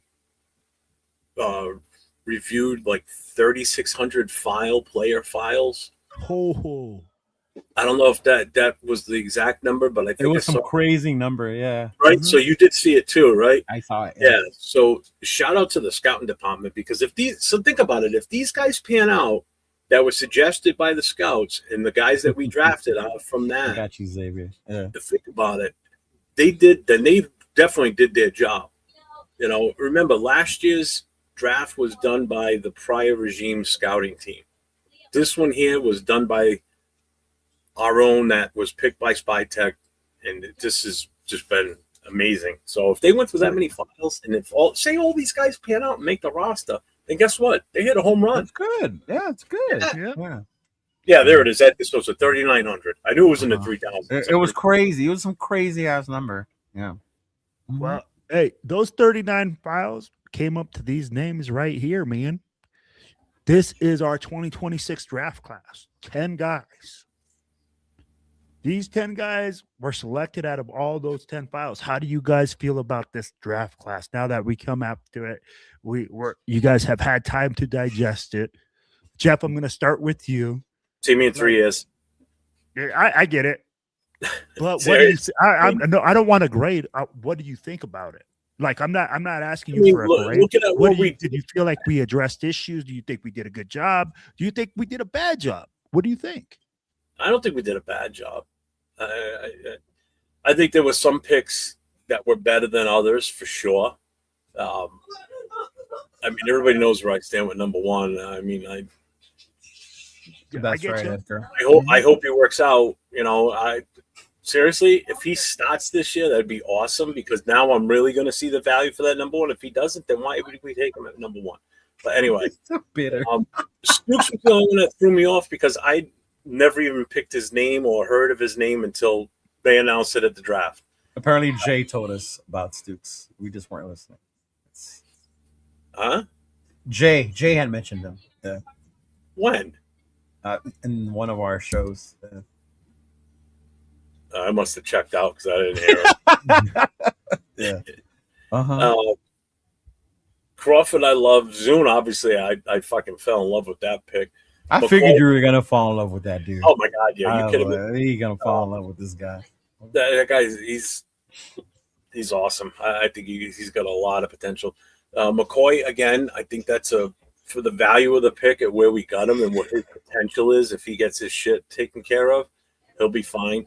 I love Washington. I love that pick. Dalton Johnson, I don't know enough about. Massis, I know some because I did pick him a few times. Benson, if he makes the team, that's awesome. But in Cleveland, I hope he makes it too. I think we did okay. They addressed the major need, the secondary. It's blaringly obvious. You know, we took Absolutely. What? 1, 2, 3. We took 4 defensive backs. No. Cheeto. What's How up? do you feel, man? What do you think? Like, I don't want to grade, because this whole grade thing that you give it a grade, we all know 3 years, you got to but what do you think? Do you feel like there was a process, the method to the madness? I think the entire debate was what needs we were going to fill, right? Mm-hmm. And as a fan base, as a show, as whatever we are, we all had our input about what we wanted, right? Obviously, SpyTech and company felt they wanted to address the secondary this year, and they did. This was the year they addressed the secondary by how many defensive backs we took this draft, and I'm happy with it, because among other positions, this was one that needed to be addressed as well, right? This was definitely an area that needed to be, and that's what you do with drafts, right? We've said it numerous times. You're not going to fill every hole in one draft. Mm-hmm. Now the grades are out there. We got an A. We got an A last year. The verdict is still out on last year's draft class, right? The year before that, they were giving us Bs. Think about who we drafted 2 years ago. Are they starting to pan out, right? So I get the grades, and I think I'm with Jeff. It's hard to judge and grade a draft until you start seeing it on the field. The potential's there. The vision, to me, is definitely there, right? In the fact that you got Rob Leonard and his guys. We got the defensive line. We added linebackers that we needed in the free agency, right? We added linebackers. So now they won in the draft and they addressed the secondary. And you added the number one guy in the draft, Fernando Mendoza. You added him. And you got, in my opinion, you got 2 steals. You got 2 steals and you got them both in the 4th round. One with Gerard McCoy and the other one with Washington. I think we really got 2 steals when it comes to the inner part of this draft. I think that's where we really got 2 steals was in those 2 guys, especially if Gerard McCoy ends up playing to the first run talent that he was at, bro. Yeah. And you know what, Chido? I'm with you, man. For me, it was this. I finally saw a vision. We finally have a game plan. I was like, oh, wait, you know what? I was wrong. I was wrong in the guys that I thought we were going to draft. I thought we were going to go a totally different way. I 100% say it. But at the end of the day, I see a vision. I see what Spytek wanted to do. I see what Kubiak wants to do. Like we said it earlier, man. We want to run the football. We want to play good defense. And we will evaluate what we got for next year. Like, and I like that, man. I like that we are taking a smart approach to this, that people are going to say, oh, start Fernando Mendoza. Why? I ask you this because, you know, like you could sit him on the bench. Why Who cares? not? Why Let him learn. Yeah. Why are we sitting him on the bench? Number 1 pick. Why are we wasting the number 1 pick if the guy's going to sit on the bench? Because the quarterback is the most difficult position to play on that field. Yep. Oh, but I thought that he could play right away. He can. But you don't want to go out there and rush it. You don't want to. You don't want to. Jeff, let me ask you this: why would you rush an egg when it's not cooked, man? Let it cook. You already have something in there that you're only paying 20. No one's telling you that. Jaden Daniels got pushed to start. Why? Who was opposite? There was nobody in front of him. Nobody. Howell, I think, was that year, right? Was it Howell? Sam Howell? Sam Howell. I think so. Yeah. So and I'd be like, you have a guy that has done it and been successful in the system. Well, why not have him sit and learn? Yeah. If he comes out in the preseason and he's balling out in the preseason and he's showing he's better than more ready than what we think, then start him. Yeah. But if he's a learning curve, if it's a learning curve, then you sit and you wait. It's a learning curve. Right? Yeah, but he's intelligent. He should be able to pick this up. Remember, you're just being it. You're going to continue the hater on him the whole year. Yeah, you are. You're doing it right now. Don't waste my number 1 draft pick on a guy that's not even. First of all, it ain't yours. It's the teams. It's Spytek's, and they felt he was the best fit for this team, whether you like it or not, Jeffrey. I've invested 50 years in my life into this team. They better start him right away. Then if you don't like it, then you know where to fucking cheer for. There's a team across the bay from your house. I'll go. Oh, damn. Damn. Just for the record, I saw maybe 5 Patriots fans in Pittsburgh the whole time. I heard they were recruiting Chargers fans. I heard there was no Chargers fans. Hey, the Chargers had a good draft, bro. People laugh, but they drafted Messidor. And you add Messidor to that fucking front 4? Ooh, that's disgusting. We better be blocking. We better hope our offensive linemen can block those motherfuckers. Yeah. No, you're right. Yeah. So we talked about this, man. And you know what, Chido? And you're right. Hey, people come out. We got grades. Look, oh, wow. We got all these A's. We got all these A minuses, all this other crap, right? Can I just say something? Put the grade back up. Go ahead, brother. And you see how Mel Kiper Jr. on there, and he put us with an A, right? Yeah. And the entire Raider Nation is ecstatic that Mel Kiper Jr. graded us as an A. But last year, they were bashing the fuck out of him because he blew his lid about how far Shador fell. So last year, Mel Kiper was an idiot, didn't know anything. And now this year, because he gave us an A. Because he gave us an A, so everybody's like, oh, he's the best. Oh. See how that shit works? Yeah. Right? Last year, Mel Kiper was old. He was a has-been. He don't know what the fuck he's talking about. And now all of a sudden we're over here. Yeah, Mel Kiper gave us an A. So But here's the one thing that I do There's like. not a name on there other than him that I know. Who the fuck are these other guys? I Hold didn't on. see Danny Keller from The Ringer. Is it, what? Mel Kiper. Rob Ryan, ESPN, Nate Davis, Fox Sports. Ed Reader, and Pro Football Focus. Who are these guys? So you got PFF, NFL, Chad Reuter. Oh, that's Chad Reuter? Yep. Yeah, okay. I mean, NFL.com. give me Daniel Jeremiah, guys that I kind of respect a little bit more than Mel Kiper, first of all. He said they hired Charger fans. It's facts.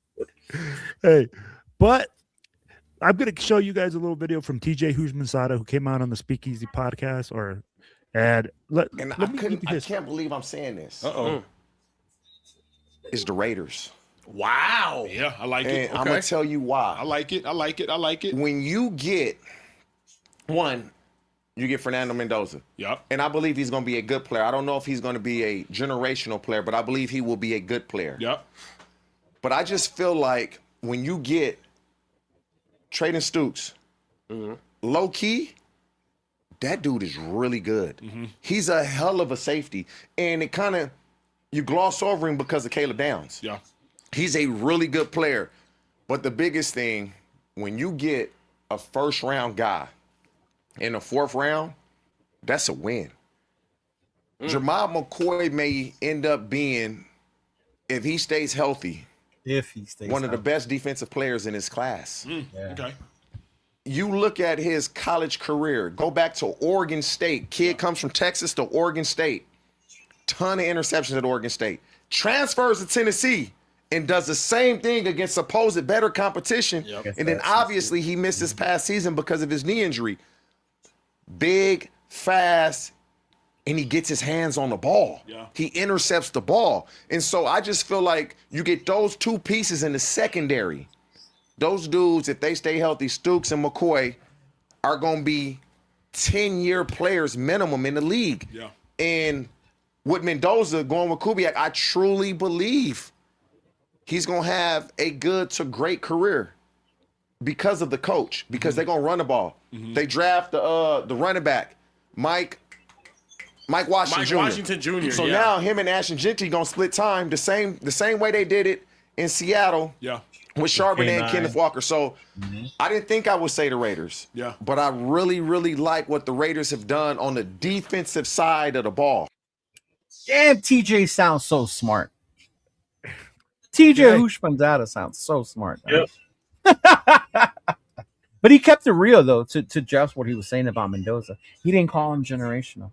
He didn't call him the Messiah, the halo, and the thing. He said he could be good, if not great, with Coach Kubiak. Yeah. No, and you know what? Like, TJ came out, and it's like you guys said. I like that he kept it a buck. He said, hey, this guy might not be generational, but if this does happen, if McCoy pans out, if everything goes according to the Raiders' plan, this might be the best draft that they've had in a long time. Yeah. Not only that, but somebody pointed this out to me. And I guess when you really pay attention, he calls it the Brady effect. And I just told you what our last two grades were for our draft, right? Mm-hmm. And Brady got here, what, 2-3 years ago? Yep. Okay. So before the Brady effect, all our grades, if you look at them, were like C's, C minuses. What the hell are they doing? But now that Brady's associated with his team, the national media seems to have changed their tune a little bit. Right? The Brady effect, dog. The Brady effect. Yeah. I can't disagree with that, man. Yeah. The Brady effect does happen. But you know what? Undrafted signings, and you know what? I got some sources. The Tokyo Toe! Let's go. Toe, baby. Let's go. So I wanted the Tokyo Toe, man. Roman Hemby. Yeah, the running back out of Indiana. EJ Williams, wide receiver out of Indiana. EJ Williams is actually, if you watch the pro day when the Raiders went to go see Mendoza, that first throw he threw deep was to EJ Williams. Yeah. So the Raiders must have seen something in him in that pro day and in Hemby that put them on their radar so that if they did go, maybe if they had to draft him in the 7th, but obviously they didn't have to. But they saw something good in those two kids. And that's why Mendoza did his pro day. to give kids like Hemby and like Williams an opportunity to go somewhere else. So. Then we go Gary Smith, defensive tackle, UCLA. Matt Laufer, tight end, Boise State. Isaiah Jada, offensive tackle, BYU. I can't fucking say that name. Kenzei Masuyawa. Kicker, Let the doctor fan who yes, knows sir. a lot of Japanese apparently nowadays. Oh, so look at that. Go ahead. Drafted another long snapper, or picked up another long snapper. Yeah. Sawyer Robertson, the quarterback out of Baylor. They got the long slapper, Tyler Duzansky, long snapper out of Penn State. They got you did, Joe. Two more safeties, David Lafayette, Tanner Wall, Troy BYU. They got another corner, Caleb Orford, Kennesaw State. They got a defensive end, Sion Stone, North Carolina. They got Chase Roberts, wide receiver, BYU, Corey Rucker, wide receiver, Arkansas, Justin Pickett. Go ahead. When we go to Chase Roberts, I know he's the same size as Puka, but he's not Puka. Like, let's relax before people start calling him Puka. Okay? Like, chill. Yeah. Go ahead. You got Corey Rucker, wide receiver, Arkansas. Justin Pickett, offensive line, Duke. You got Xavier Zore, linebacker, Arkansas. Jacob Clark, quarterback, Mississippi State. And Missouri State, sorry. I couldn't read it. Yeah, Chris Thomas, linebacker, Maine. So we got those are another quarterback, Jacob Clark out of Missouri State. Oh, wow. Yeah. So as you guys see this UDFA, what do you guys think about these guys that we're bringing in? I mean, like, hey, I know that a lot of people are going to say, oh, they're just UDFAs. Well, some of these guys are going to make the roster. You hope. You hope, right? Well, and honestly, some of them will, Chido. I'll be like, I do believe like one or two will make it. You know what? I kind of hope they do, so we don't go spend money on some old ass motherfucker that's going to take up space on our team. Right? No more fucking Raider scholarships. I'd rather have one of these undrafted kids, give them a chance to try and prove it, than going out there to reach for one of these guys that are named on the free agency list. You know, that people say, oh, we should bring them in now. Yeah. Yeah, I can probably name 2, maybe 3 on here that'll probably make the roster. Hit me with it, Jeff. What 2 or 3 names you see on that can make the roster? Tokyo Toe, Hemby will make the roster, and maybe that tight end. I think Williams will make the roster. I think EJ Williams will. All right, so we'll go 4. Yeah. So I'm with you guys. I think that Tokyo Joe is kind of an interesting pick. Toe. T-O-E?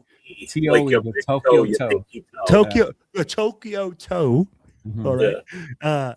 Is really interesting because we let go of Carlson. You know, and everybody was talking about Sam Gay being our kicker and like was complaining about Sam Gay being our kicker. And like now you bring in this young man that's learning to kick, that is an actual soccer style kicker. And I don't know why, but it's a big thing now in the NFL to get those guys. Like Aubrey is a soccer style kicker. He's a soccer player that, you know, so again, I see that and I'm like, okay, maybe we did find Carlson's replacement as a UDFA, which saves us a ton of cash, right? So when we look at all that, man, I think you guys are right. I think we'll might see 1, 2. I hope that more of them make it because I don't want to sign a bunch of old guys to come in and fill spots too, you know, and us lose more money. We had a long snapper, Jay. Jay said we needed a long snapper. We signed Alex Ward back in back in January. Yeah. Maybe they don't like what they see. A little competition doesn't hurt nobody. He's 27. He's only been in the league 4 years. Yeah. But as these whole weekend's festivities and everything, man, how does it make you guys feel after everything that we've gone through? You know, do you guys feel we're moving in a positive direction? Do you guys feel like this team is together? Chido has said it repeatedly that he really feels like this organization has changed now, especially from the Carroll era where people were saying there's a lot of dysfunction from the top down. I really do feel like there's a lot of functional parts now, and we actually look like a fucking machine, you know, like, hey, we're going forward. So guys, I just want to get your guys' thoughts. Jeff, you're the senior statesman. You've been the Raiders fans the longest. You've seen He us. call you the old guy? That's Yeah, the he's the nice way of fucking calling old. you old. The senior statesman. Hey, you Jeff was like, what the fuck? Right. Hey, You know, I just each other like, what the fuck? you're the grandpa here. Hey, let us know, Jeff. I'd be like, Spy Tech coming in. I mean, like, you've seen it, man. You've seen this team for the last 40 fucking years. What do you think, man? What do you think about him freaking running the organization the way it's looking now than it did last year? I know we've used this term before, but where we've said that there's adults in the room now. Said that last year. Yeah, I think at this point, there's a CEO in the room, and I think that's Spy Tech. Spy Tech's running this like a business. He's calling all the shots, it seems.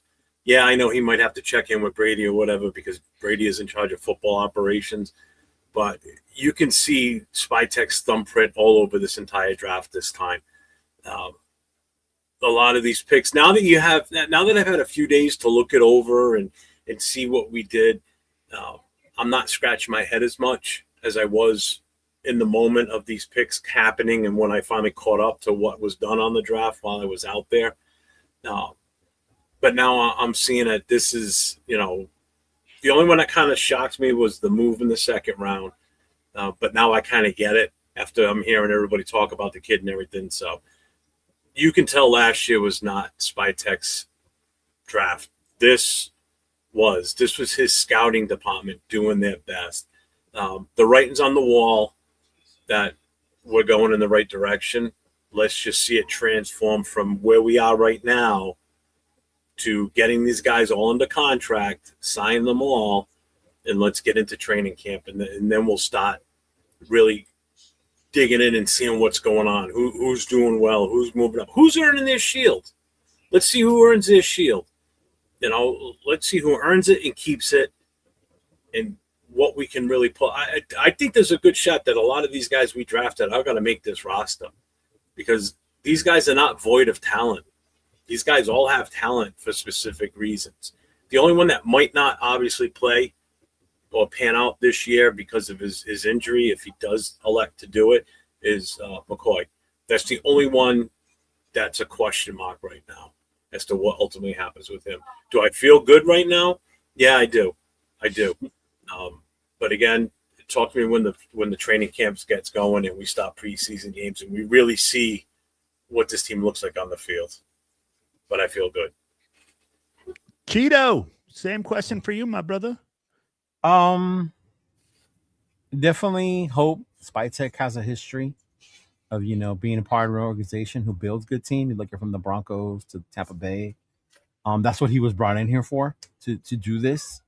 This year feels different and that you get to see that it's more him, not so much Pete.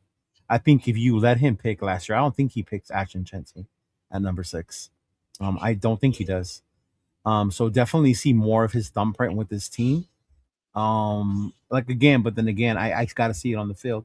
I think Arnie asked it earlier, like how many of these guys are here 4 years later. Yep. And I think that's the key to a successful draft, and it starts with last year, And by that, I mean, they don't even have to be superstars. They don't all have to turn into max. But how many of these guys are going to be contributors? How many of these guys are going to be role players with this team moving forward? If you look at Seattle was a unit. They were a complete team, right? So that's what we want from these guys, not just everything being on the shoulders of Max or on the shoulders of Genty. Now you can see them putting a team together, which I like and I hope to see.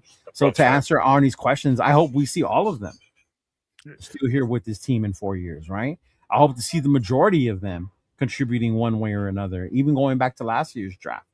And that goes from rounds 1, 2, 3, and 4. To me, anything after that, 5, 6, and 7, you're hoping one of those guys hits. They're hoping they contribute, whether it be special teams or, whatever moments it might be. But it's time to see the results. Like Jeff said, I'm waiting for training camp, but not even training camp, because we're going to get the reports about how Mendoza looks good in those shorts, right?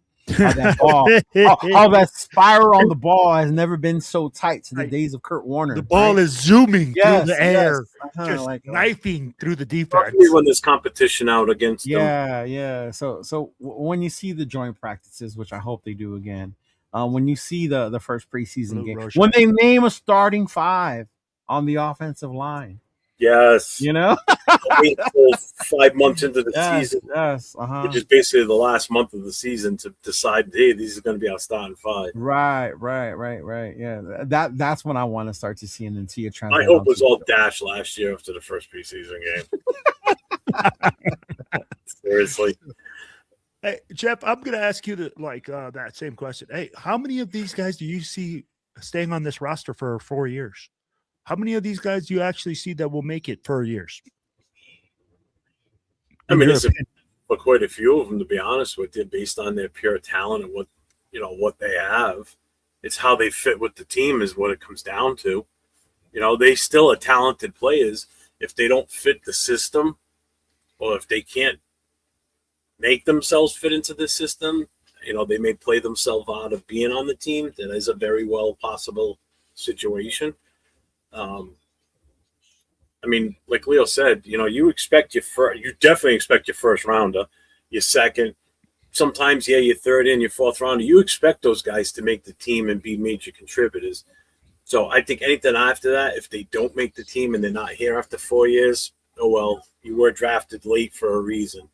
You weren't good enough to make that top echelon ranking in the draft to get yourself to that point.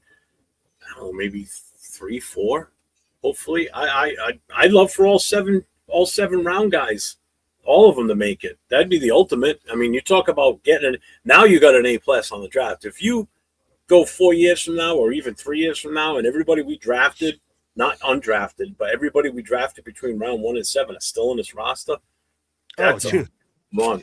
That's a crazy stat right there. Like you said, 1 through 7, all 10 guys making the roster. I'm not saying they're going to. I'm just saying if that I said it would be nice. It would no. I said that would be crazy. That would be like that would be unheard of, though. Yeah, it's 20% of your roster.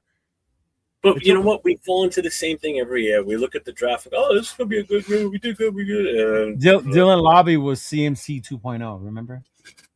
Yeah, I remember that.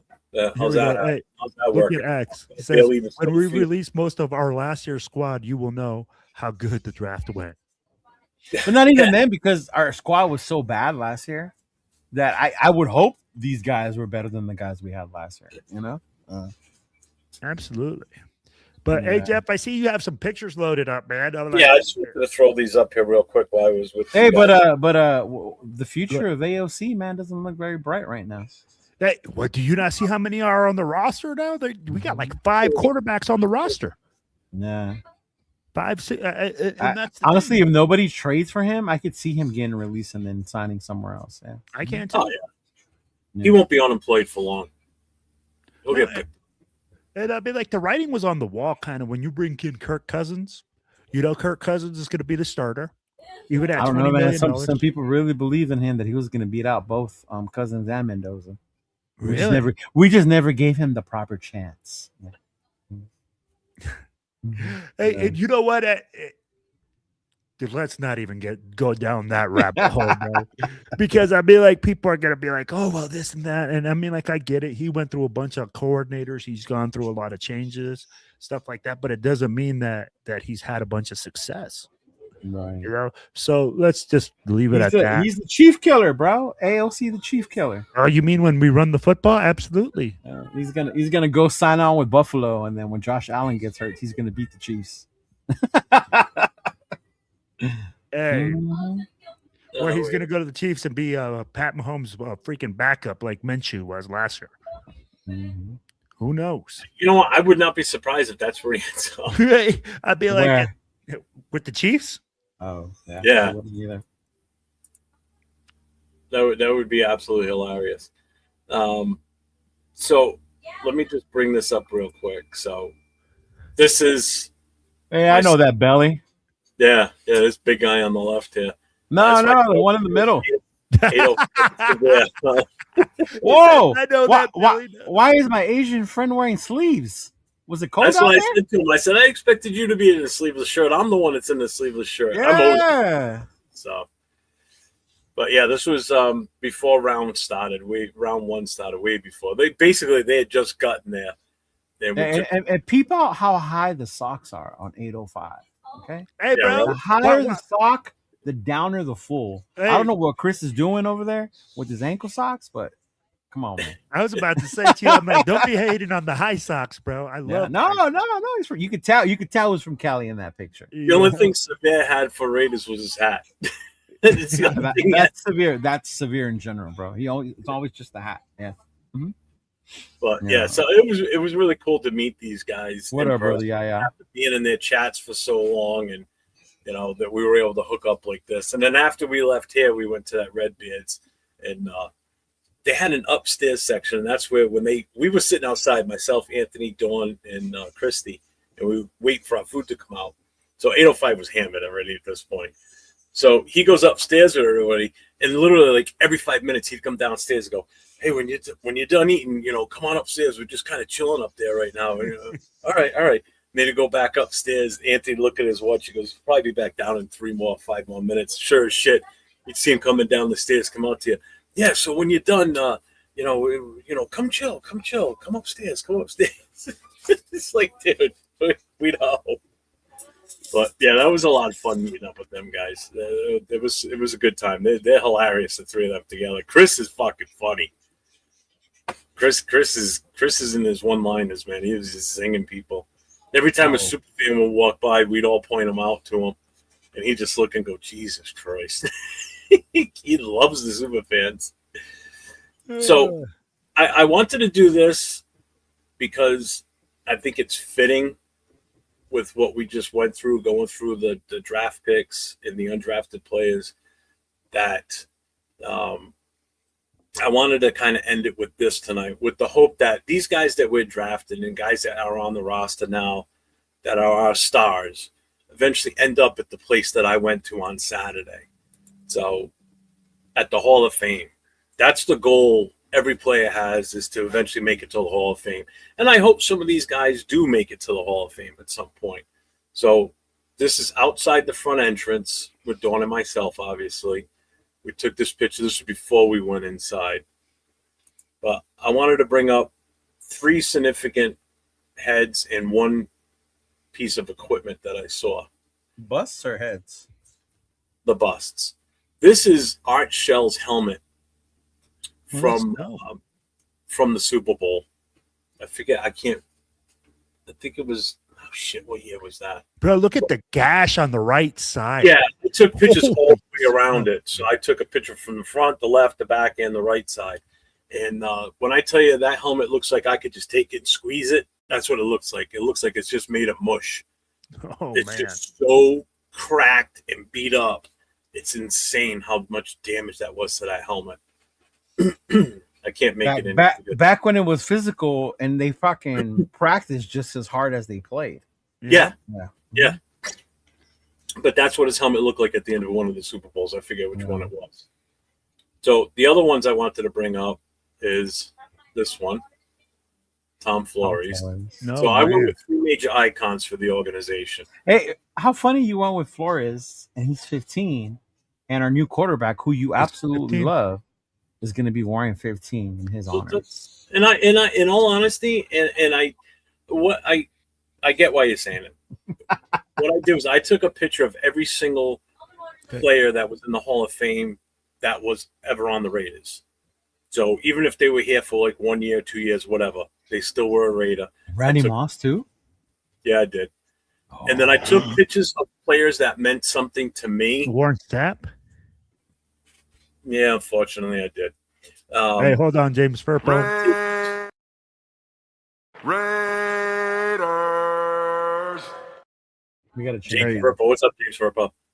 I wanted to take pictures of all the Raider players, and I took pictures of players that I admired as players. Like I got Peyton Manning. I've got, obviously Tom Brady. Tom Brady's not in there yet. But I got like John. Like some people be like, "Oh, see, he's a Patriots fan." I took a picture of John Hanna, probably one of the greatest offensive linemen to ever play the game, and John Hanna. Oh, dude, he was a beast. His brother Charlie played for the Raiders. Charlie Hanna. You know, so I took pictures of a lot of those guys too. But so this is one of them. And this Hanna played in the 80s, bro. He's a beast. I got good old Johnny Madden.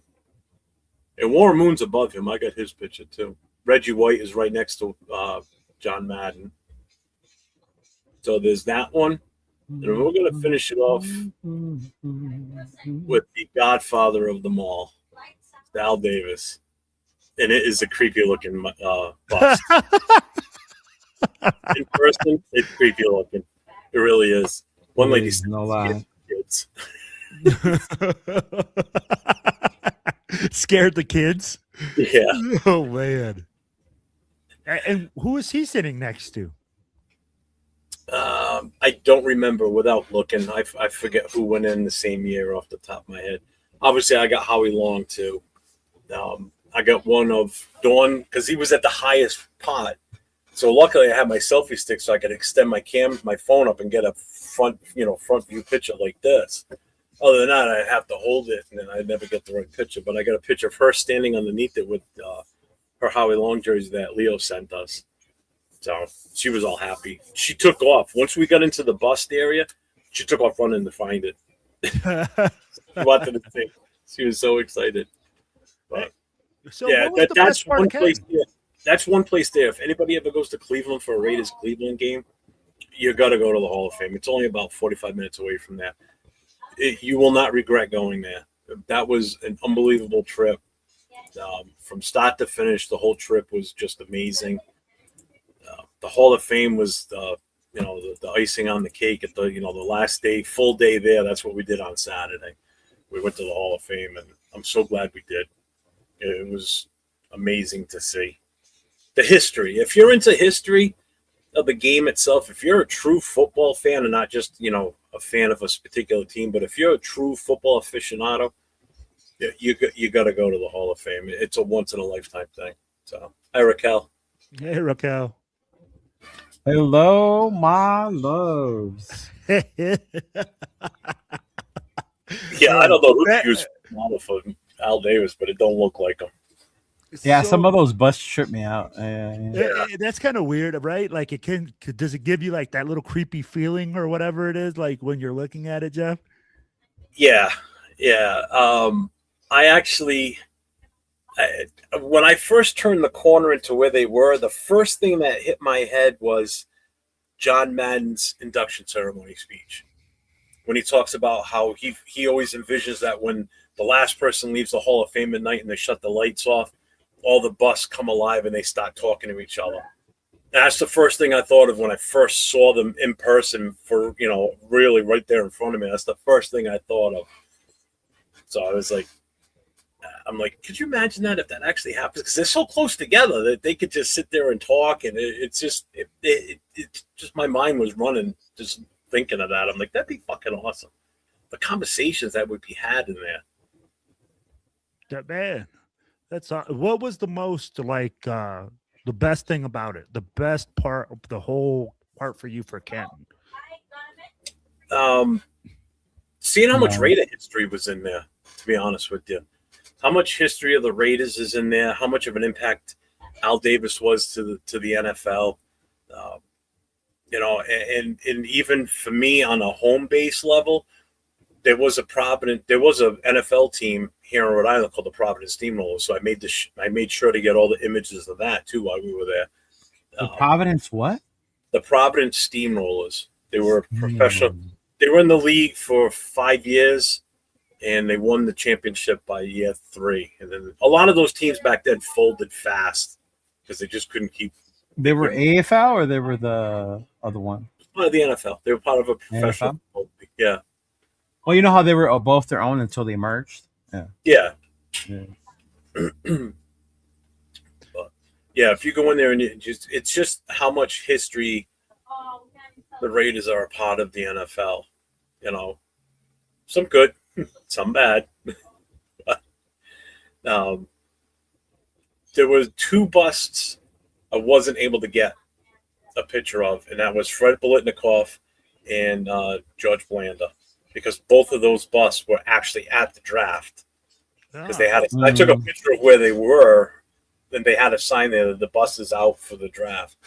What they did was so they took Blandas and Freddie B's over the any player in the NFL that was from the Western Pennsylvania area, they were representing them at the bus. So if you look at some of the guys that were coming in to do the announcer, like Matt Millen, that's why Matt Millen was there, because he's from Western Pennsylvania. Oh, that's cool. I didn't know that. Draft pick, and that's the only reason he was there was because of that. So all these guys that came up and announced draft picks for their respective teams all came from Western Pennsylvania, except for the Steelers, because it was the Steelers and they just had their and former greats come up. So, Chido, let me ask you this. You've been to the draft before, right? You were the one in Las Vegas? Detroit and Las Vegas. So did they do that at those as well, where they brought out the bus from the local people there and had those up? Or is this more like a local thing, do you think? Vegas was after COVID, so things were still a little iffy, right? Mm-hmm. They had the big concert. They had all that stuff. I didn't see any of the other stuff.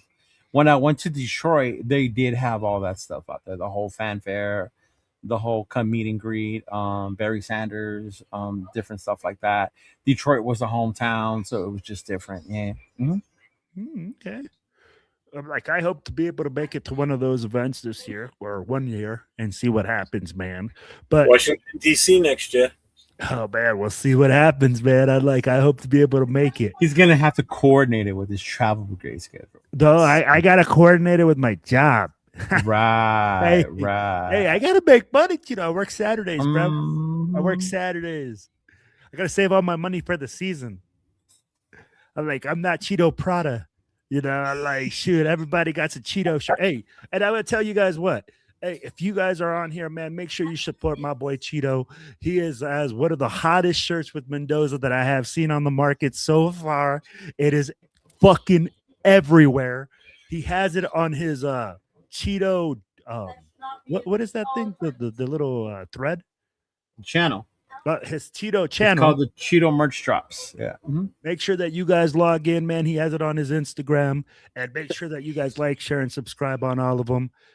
I'm already broke, and the season has to start. Hey, but she needs to get her ass back to work. That's why she broke. That's why I'm working, but make sure we're all broke. Yeah. Man.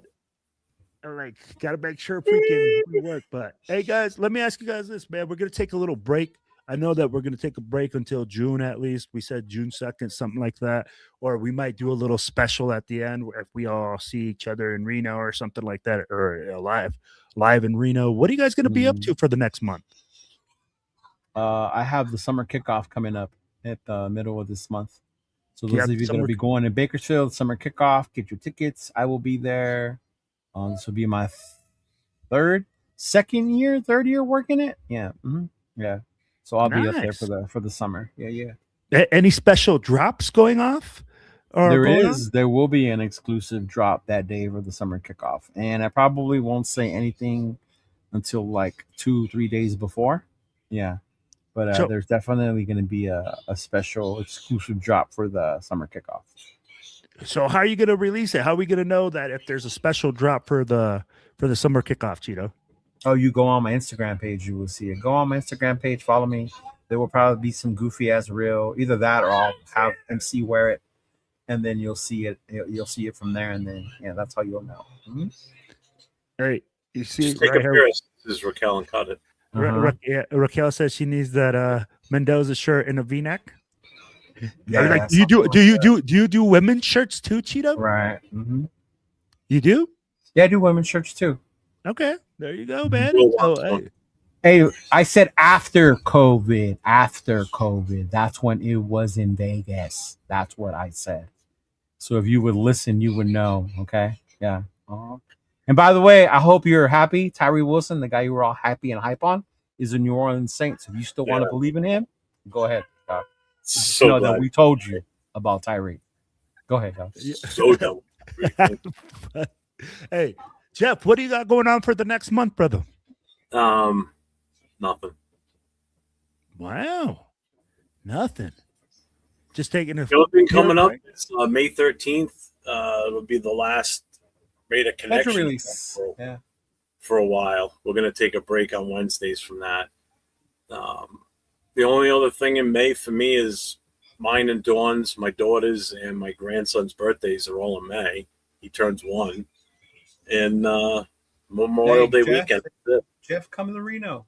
Yeah, come to Reno, Jeff. Let's go. I just went to Pittsburgh. I spent every dime in that. Oh, my God.